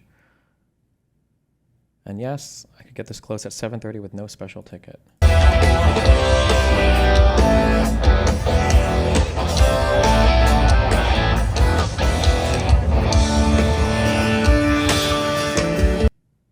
you see the Coinbase ad? Yeah. They had giant water containers, but no cups, and secret tents of mountains of bottled water, but nobody handing it out, which I think was for the possibility of serious heat, which they luckily avoided. Bring your own water bottle. The vibes from the crowd were truly low energy. The whole parade was like this. Green vehicle after green vehicle, not many bands, not much variety, single file, lots of space between each thing.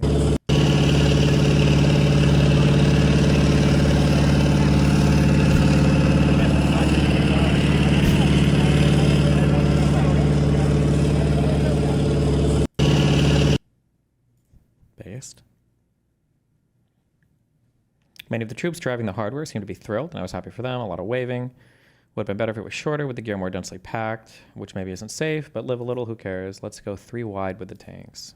The flyovers were cool, but they should have been more numerous and more packed together. There were like 4 groups of 8, 5 minutes apart. Obviously smashing them into each other would not be ideal, but that's show business space.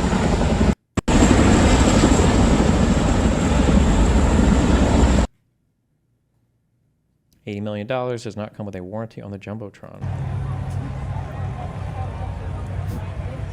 Oh no. Did it break or was it not working?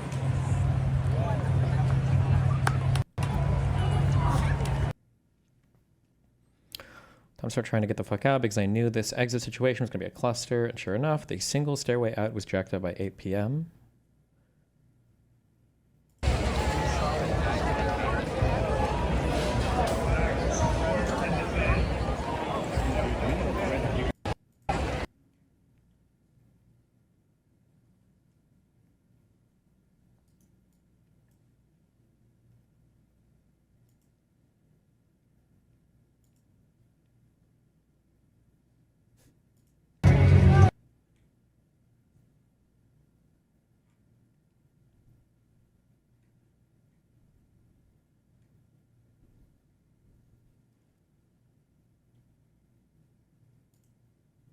Jesus Christ. Okay.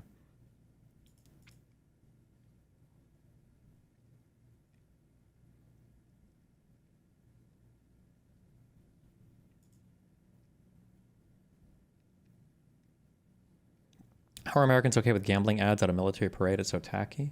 What were the gambling ads? Were there gambling ads?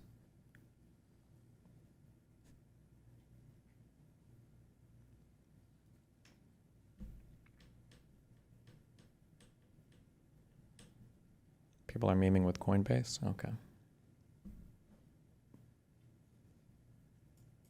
Oh, and guys, it's time for a viewer comment. It's time for a viewer comment.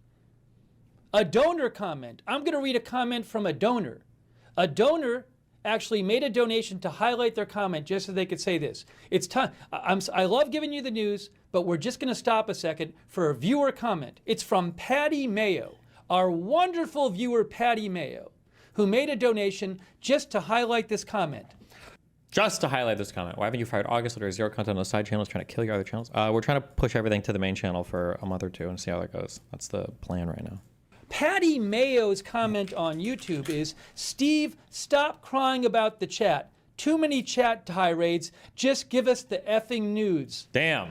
Oh, this streamer, I watch him for my news coverage. And it's free. I don't have to pay anything if I don't want to, this YouTube streamer. And I get so mad because like once every 8 hours he says something about the chat. I just wish he would give me the effing news. So I'm going to make a super chat donation so my chat is highlighted and I can say, give me the effing news. That's our viewer. Her name is Patty Mayo, or him. I can't tell. I can't really see the picture. Patty space Mayo. You are our viewer of the day. Congratulations, Patty Mayo is our viewer of the day. The viewer of the day. Congratulations. Rip. Welcome to the internet. This is what I have to deal with all day. All day and all night. This is what I deal with. Is people like that. Trump vetoed Israeli plan to kill Iranian supreme leader, U.S. officials state.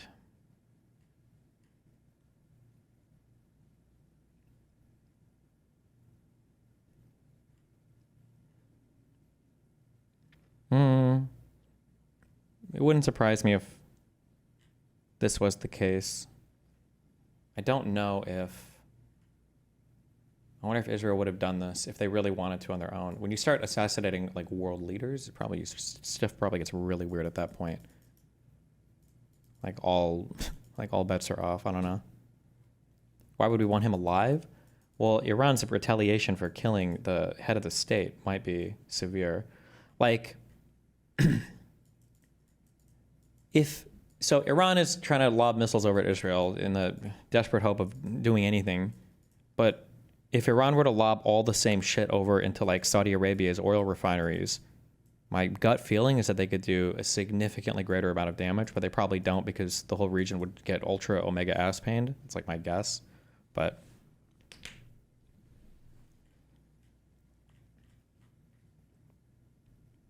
when you start getting to like killing world leaders, it probably makes a lot of people uncomfortable.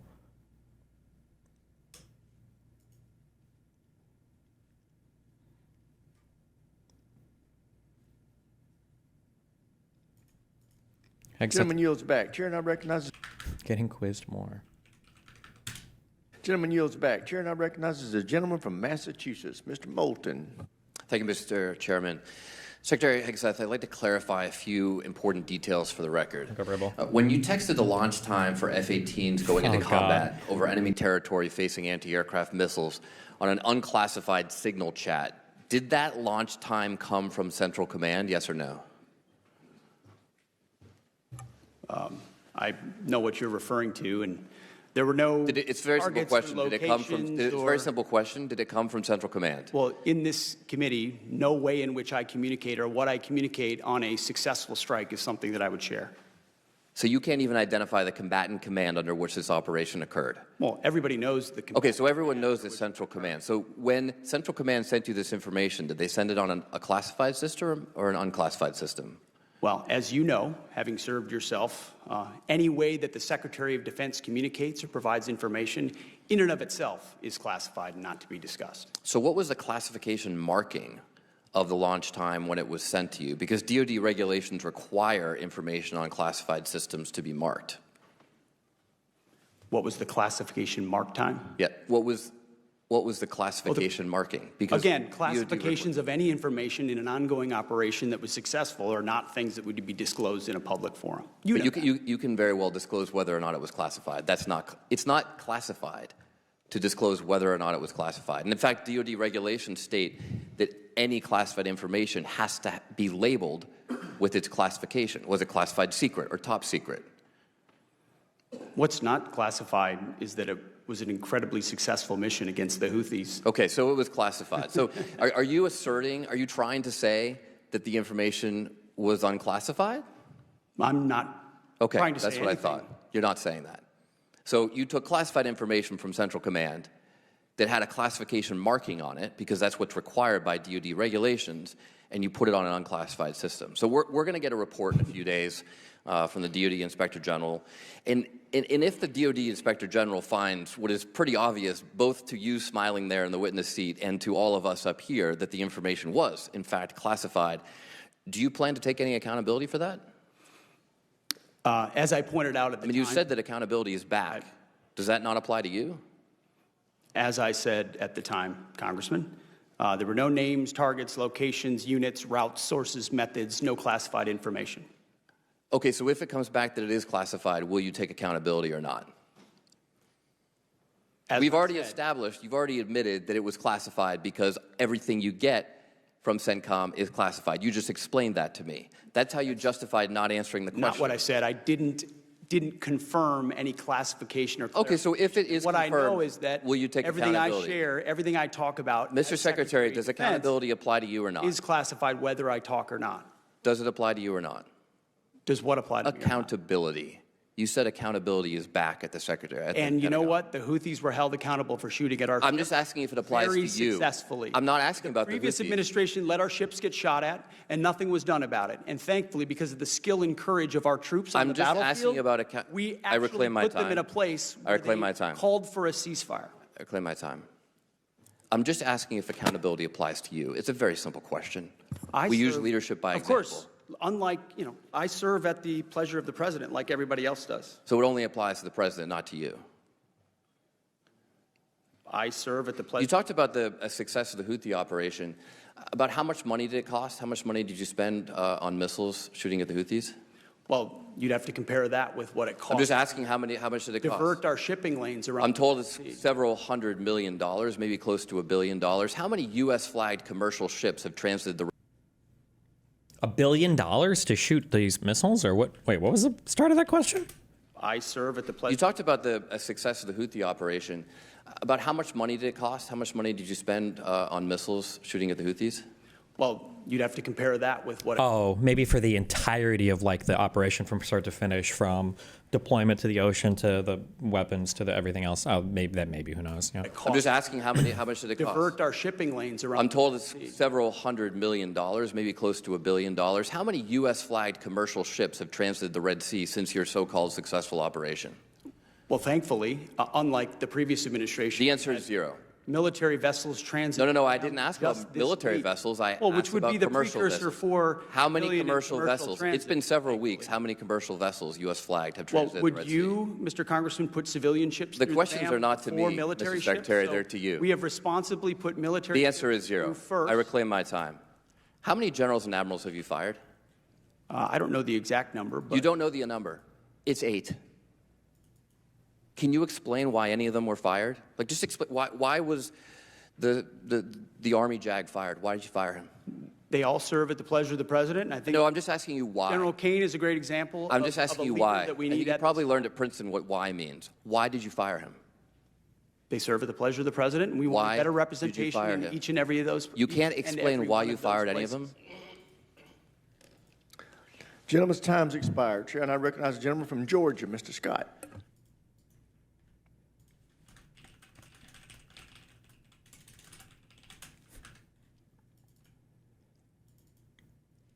Did you see the ELA stuff? I have it open. We haven't gotten to it yet.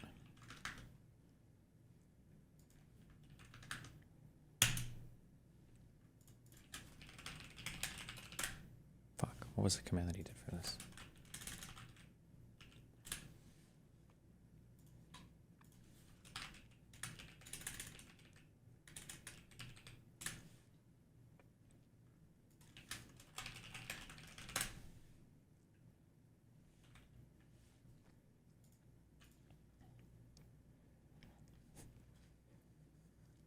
Iranians claim to have shot down an Israeli F-35.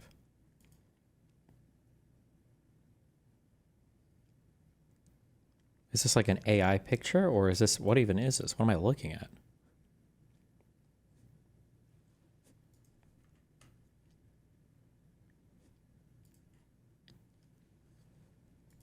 Like, is this a perspective thing? Or, like, I feel like the people are the size of the buildings.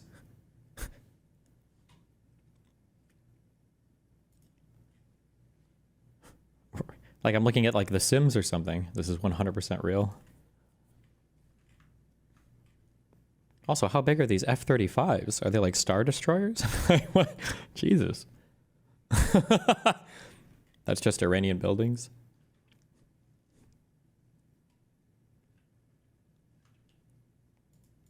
Iranians are quite big and their buildings are small. Why is populistic buzzwords being used over reality in USA politics? I feel like after Obama, the USA has become a populist clown country. The media environment is not good. Do you think that Iran is being led by rational actors like Germany or Canada, or would you consider them more ideological or illogical? I feel like you sane-wash them a bit, but I don't know if that's your contrary disposition or your actual thoughts. Where do you think they actually fall? Ideological and illogical have nothing to do with each other. You can be ideologically driven and still do it logically. I feel like Iranian leaders are very much like rational actor, logical people. Like, they conduct themselves militarily appropriately. When they're doing counterattacks, they announce them ahead of time. Their targets are like clear and concise, and they're constrained within like what a proportional responsibility. Like, they still act like rational actors. They're not like unhinged lunatics. So far.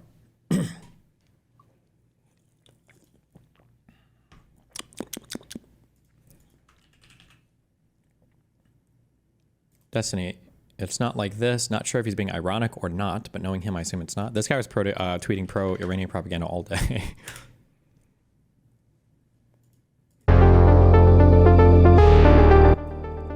Breaking. Iran targeted infrastructure and buildings in Tel Aviv used by Israel to store F-35 jets and submarines. I remember seeing these when me and Letterbox were there. The apartment complexes with the F-35 stacks in the middle.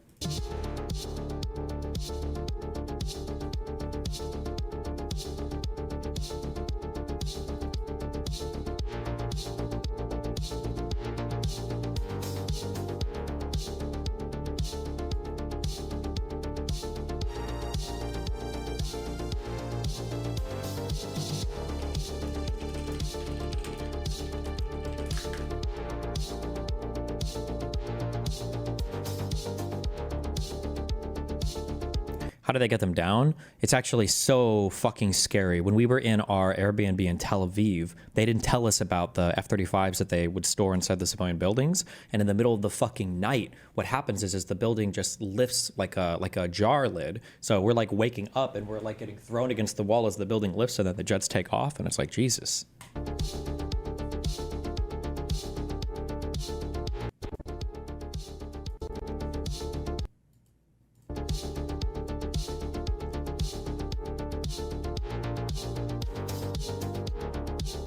Jesus Christ. I think it's a meme. He is memeing on, that's the same reason Israel is using for bombing apartments.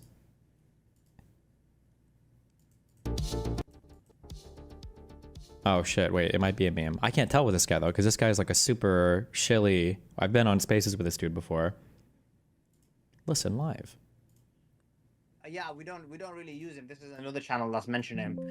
There has been claims that Iran has activated the Besiege. The Besiege is basically a parliamentary volunteer organization within the Iran's IRGC. It translates the mobilization of the oppressed. The Besiege plays a significant role in social control, including stopping basically stopping collaborators. That is the catch up on the news. I believe Simon, you got to answer some, and then breaking news from Trump. Yeah. I don't know. I can't find any other source. Trump said that claims Israel and Iran may reconcile soon, and America may intervene in this conflict.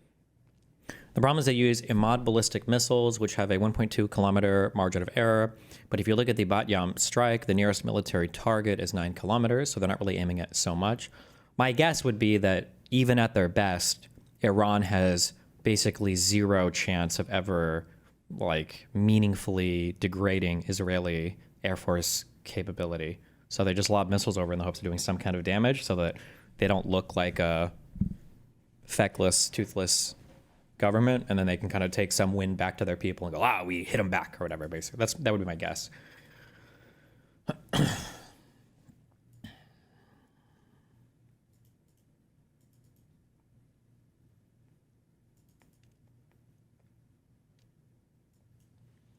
Iran's current capabilities.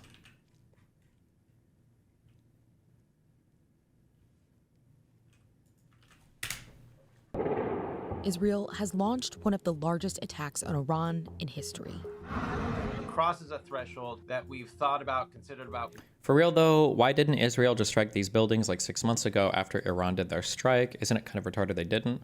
Well, they had their back and forth and then they were chill after, right? Why would they keep attacking? One, there could have been an operation that was significantly in the works, and you don't want to burn. As soon as you start attacking certain targets that you shouldn't have information about, it's going to make the enemy reevaluate the positions of a lot of their assets and like reevaluate the security of a lot of the stuff they've been working on. So as soon as you start those attacks, you have to go all the way on it. Otherwise, all of the other information you've gathered up to that point is going to be worthless. In a way, I guess it's kind of like The Wire. For The Wire, the reason why you wouldn't want to reveal that you have a tap on somebody who's like a low-level drug person is because as soon as you reveal that and arrest them, then all of the upper people are going to switch up, and then you have no, legs on your investigation there. And for like military stuff or espionage or whatever, it's going to be the same. You don't want to hit until you've got everything in place and you're ready to do maximal damage, right? War gamed for 15 years at the very least. It's really brought this conflict, the Iranian-Israeli conflict, into uncharted territory. The first strikes hit areas throughout Iran, including... Did Israel really have the drones within Iran, apparently inside of a shipping container? Who knows? That's what Ukraine did with Russia. It's possible, because Iran is that's a big fucking country. Maybe it's easy to sneak stuff into the country. I'm not sure. Like I mean, given what they did with Hezbollah and the pagers, the Mossad is for international stuff, right? The Mossad in Israel seems to have, at this point, an incredibly sophisticated foreign intelligence operation and an incredibly sophisticated ability to carry out like a combination of foreign intelligence, precision, targeted attacks in conjunction with like intelligence, surveillance, recon that guides their airplanes and stuff too. Their ability to do like pinpoint precision attacks on really valuable assets in other countries seems very scary right now if you're an enemy. Uncharted territory. The first strikes hit areas throughout Iran, including several key nuclear and military sites. Now, Iran is hitting back. But Tehran is entering this conflict in a weaker position than it held in the past. Here's what its military capabilities look like.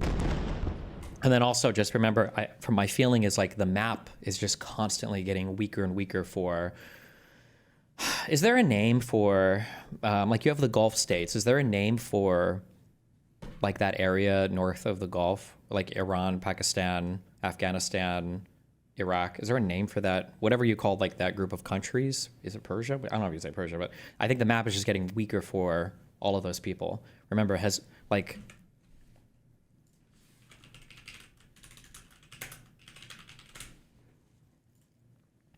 think about all the recent geostrategic wins for Israel. You've got an obliterated Hamas, and a Hamas that's been so obliterated, like their leadership is getting killed everywhere, is already dead, right? All three top guys for Hamas and more are dead. So Hamas's capabilities have been severely degraded or completely obliterated. Hezbollah in South Lebanon has been severely degraded, maybe completely gone. The leadership in Hamas, Israel's wanted these guys for a long time, and it got him. Nasrallah, leader for Hezbollah, Israel's wanted for a long time, and they got him, right? The Lebanese government is starting to stand up to these people. Assad is gone, who was a big supporter and worked alongside Hezbollah. Assad is gone, and Syria is like reconfiguring in a way that's probably more favorable to Israel. Iraq is, who the fuck knows what's going on in Iraq. And then for Iran, and then the Houthis are just kind of doing whatever, slowly starving to death, not really accomplishing much, and just generally living in caves and being losers down here. So the map is getting worse and worse for Iran. And then their big backer, Russia, is now getting their shit pushed in somehow by Kyiv, but who knows how. They're just, it's the Ukrainian, I shouldn't say that, the Ukrainian armed forces are doing work. So if you're Iran, like the map is getting worse and worse and worse. You had your Abraham Accord. Egypt and Jordan are still cool with Israel. Saudi Arabia was already, I think, looking to Israel. Everything is just getting worse for you. Your situation is decaying. You've got a hostile U.S. president who is the biggest Israeli simp, literally, of all fucking time. You're just kind of fucked, I think.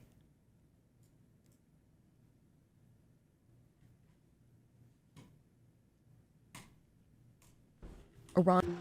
Here's what its military capabilities look like. Iran's supreme leader leads Tehran's large military operation, 2 branches of its own military, and a network of proxies that extend outside of its borders. Aren't we underestimating Iran? I feel like a protracted war with them is way harder for Israel than most people think. There's not going to be a protracted ground war. They don't share a border, so marching armies over this distance is never happening. Israel doesn't want or need one. They just want to sufficiently degrade Iran's nuclear capabilities, really. That's it. I don't even know if they have fucking airplanes in this country. Jesus. Iran operates via proxy armies.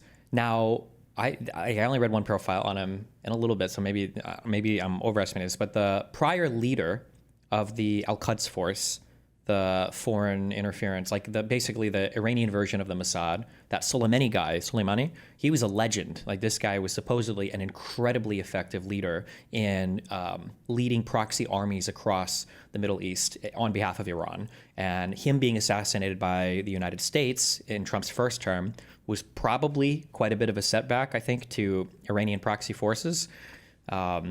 So that guy dying, and then Iran just prefers to conduct itself using proxy militaries. That's just how it's worked. I don't know of any major conflict since, when was the Iran-Iraq war? Was that in the 70s? I don't know anything about this fucking war. In 82? Oh, 80s, 80 to 88. Since this major ground war, Iran, I don't think, is ever trying to fight a conventional war. So.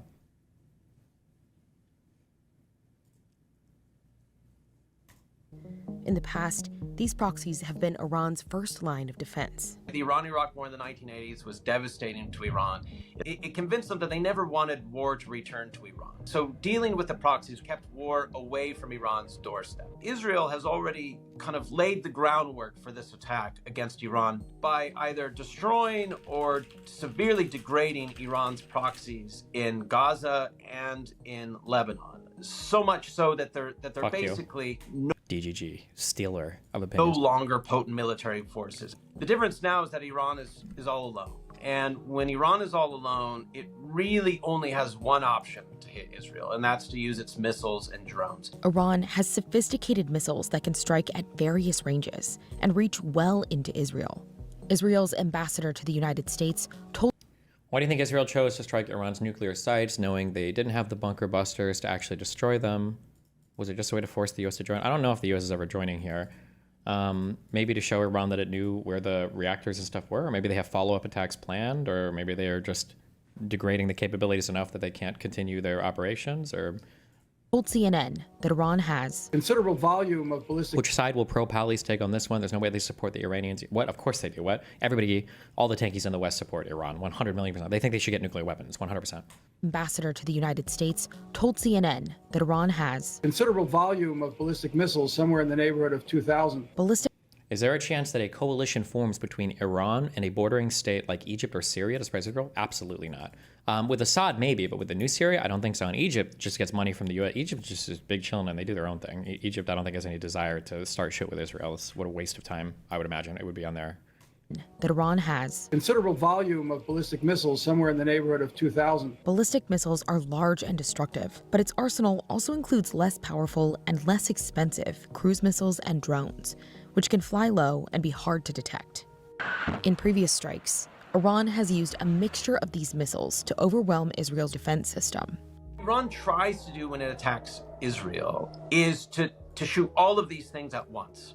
So you have things flying at different levels, at different trajectories, at different speeds, which is meant to saturate radar system.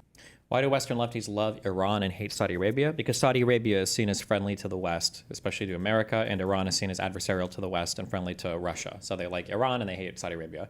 Really, like Hassan gave the whole game away when he said that any position the U.S. has on something, if you take the opposite position, you're more likely to be in the right. That is literally how they define all their political positions when it comes to foreign policy. Unironically, just America bad.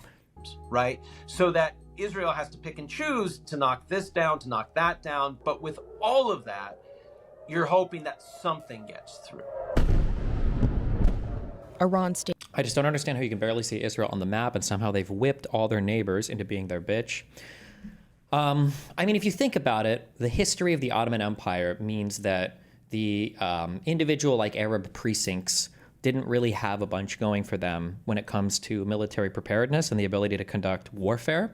And after the collapse of the Ottoman Empire and this kind of like dream of this pan-Arab state pops up, even though the Arabs kind of want that to happen, they all kind of have their own things going on. They all have their own kind of like aspirations. They don't actually see themselves as a unified Arab bunch, even though they pretend to. And then they just don't have the same military experience. All of the Jews that went to Israel initially, from your first few aliyahs up to 48, all of those Jews were from Europe and stuff. And they had been fighting in World War I, fighting in World War II. They were like very Western-minded. The nation of Israel was built on this concept of, like labor Zionism. We have to work to build our shit. This is going to be like merit-based. Everybody's going to do everything. We've got women working. We've got men working. And Arab armies were very much like, seniority, and this guy's chill and my friend, and there's like more corruption, less like formal strategic thinking and everything. And then kind of like they just always assumed that numbers would be enough to carry them through war. And I don't think the Arab states until like the 70s kind of became more military minded to actually fight coherently against Israel. So that's why Israel survived so much early on, was, I would argue, factions between the different Arab states, and then just the inability of Arabs to conduct warfare in an effective manner like the Jewish people, the more Western approach to war, could. You're hoping that something gets through. Iran staged a retaliatory attack on Tel Aviv and a number of Israeli bases in October after Israel killed Hezbollah leader Hassan Nasrallah. Roughly 180 missiles were launched, and some were able to penetrate the defense system, but no deaths were reported. Most of the missiles that got through, landed sort of in parts of the military bases that were not occupied. Patches of sand or a runway or, a warehouse, but they didn't do significant damage. When Israel launched the recent strikes on Tehran, it hit some residential areas. Later, Iran launched a barrage of missiles aimed at populated areas in and around Tel Aviv and breached the defense system. Those types of attacks would have a lot less strategic utility. Does this confirm Iran purposely didn't hit anything when they sent 300 missiles last year? Why? I don't think they. I think Iran just lobs ballistic missiles and hopes to hit anything. I don't think they're like trying to target specific stuff. Like I said, I doubt they even have the capability to, with precision, attack stuff that would give them any kind of actual strategic advantage. They're just trying to do some kind of damage, I think, to take as a victory back to their people. But they could be much more devastating to Israel in the sense that they could kill dozens, hundreds of people. Because Iran needs to launch so many missiles in order to make that breach happen, the battle comes down to numbers. Even though they have thousands of missiles, because they have to fire hundreds of missiles each time in order to penetrate Israel's defenses. So why does nobody condemn Iran for firing missiles indiscriminately at Tel Aviv like Hamas? Because nobody gives a fuck about people in the Middle East unless you're Israel. Like everybody else does crazy, horrible shit all the time, but nobody will ever criticize any of them. I mean, like other people who are like pro-Israel will criticize them, but everybody else doesn't give a fuck. Fire hundreds of missiles each time in order to penetrate Israel's defenses. What stops countries from getting nuclear weapons? Is it like gate-kept information? It seems like if they really wanted to, anyone could. Anybody can, but the thing is you can't hide the fact that you're trying to get nuclear weapons. The process of enriching uranium is a massive energy-intensive process that's going to be visible basically to anybody on the planet. And when people start to see you going for nuclear weapons, everybody gets really ass-pained, and then everybody stops you from doing it, basically. Hundreds of missiles each time in order to penetrate Israel's defenses. It's not really a stockpile that would allow them to sustain a long, drawn-out conflict. What's the counter argument to the lefty Israeli human shield's talking point? Nobody knows what a human shield is, and lefties are retarded when they bring it up. Israel definitionally can't use human shields because all of their opponents in the area love to kill civilians, so it doesn't make sense. A human shield only counts as a human shield if you intend to gain an advantage by using it. Israel would never place a military base near a civilian area with the hopes that an opponent wouldn't attack it because they might kill civilians, because nobody in that area gives a fuck about killing Israelis anyway, so like... That would allow them to sustain a long, drawn-out conflict that was fought through the air. But Israel also can't fully defend itself on its own.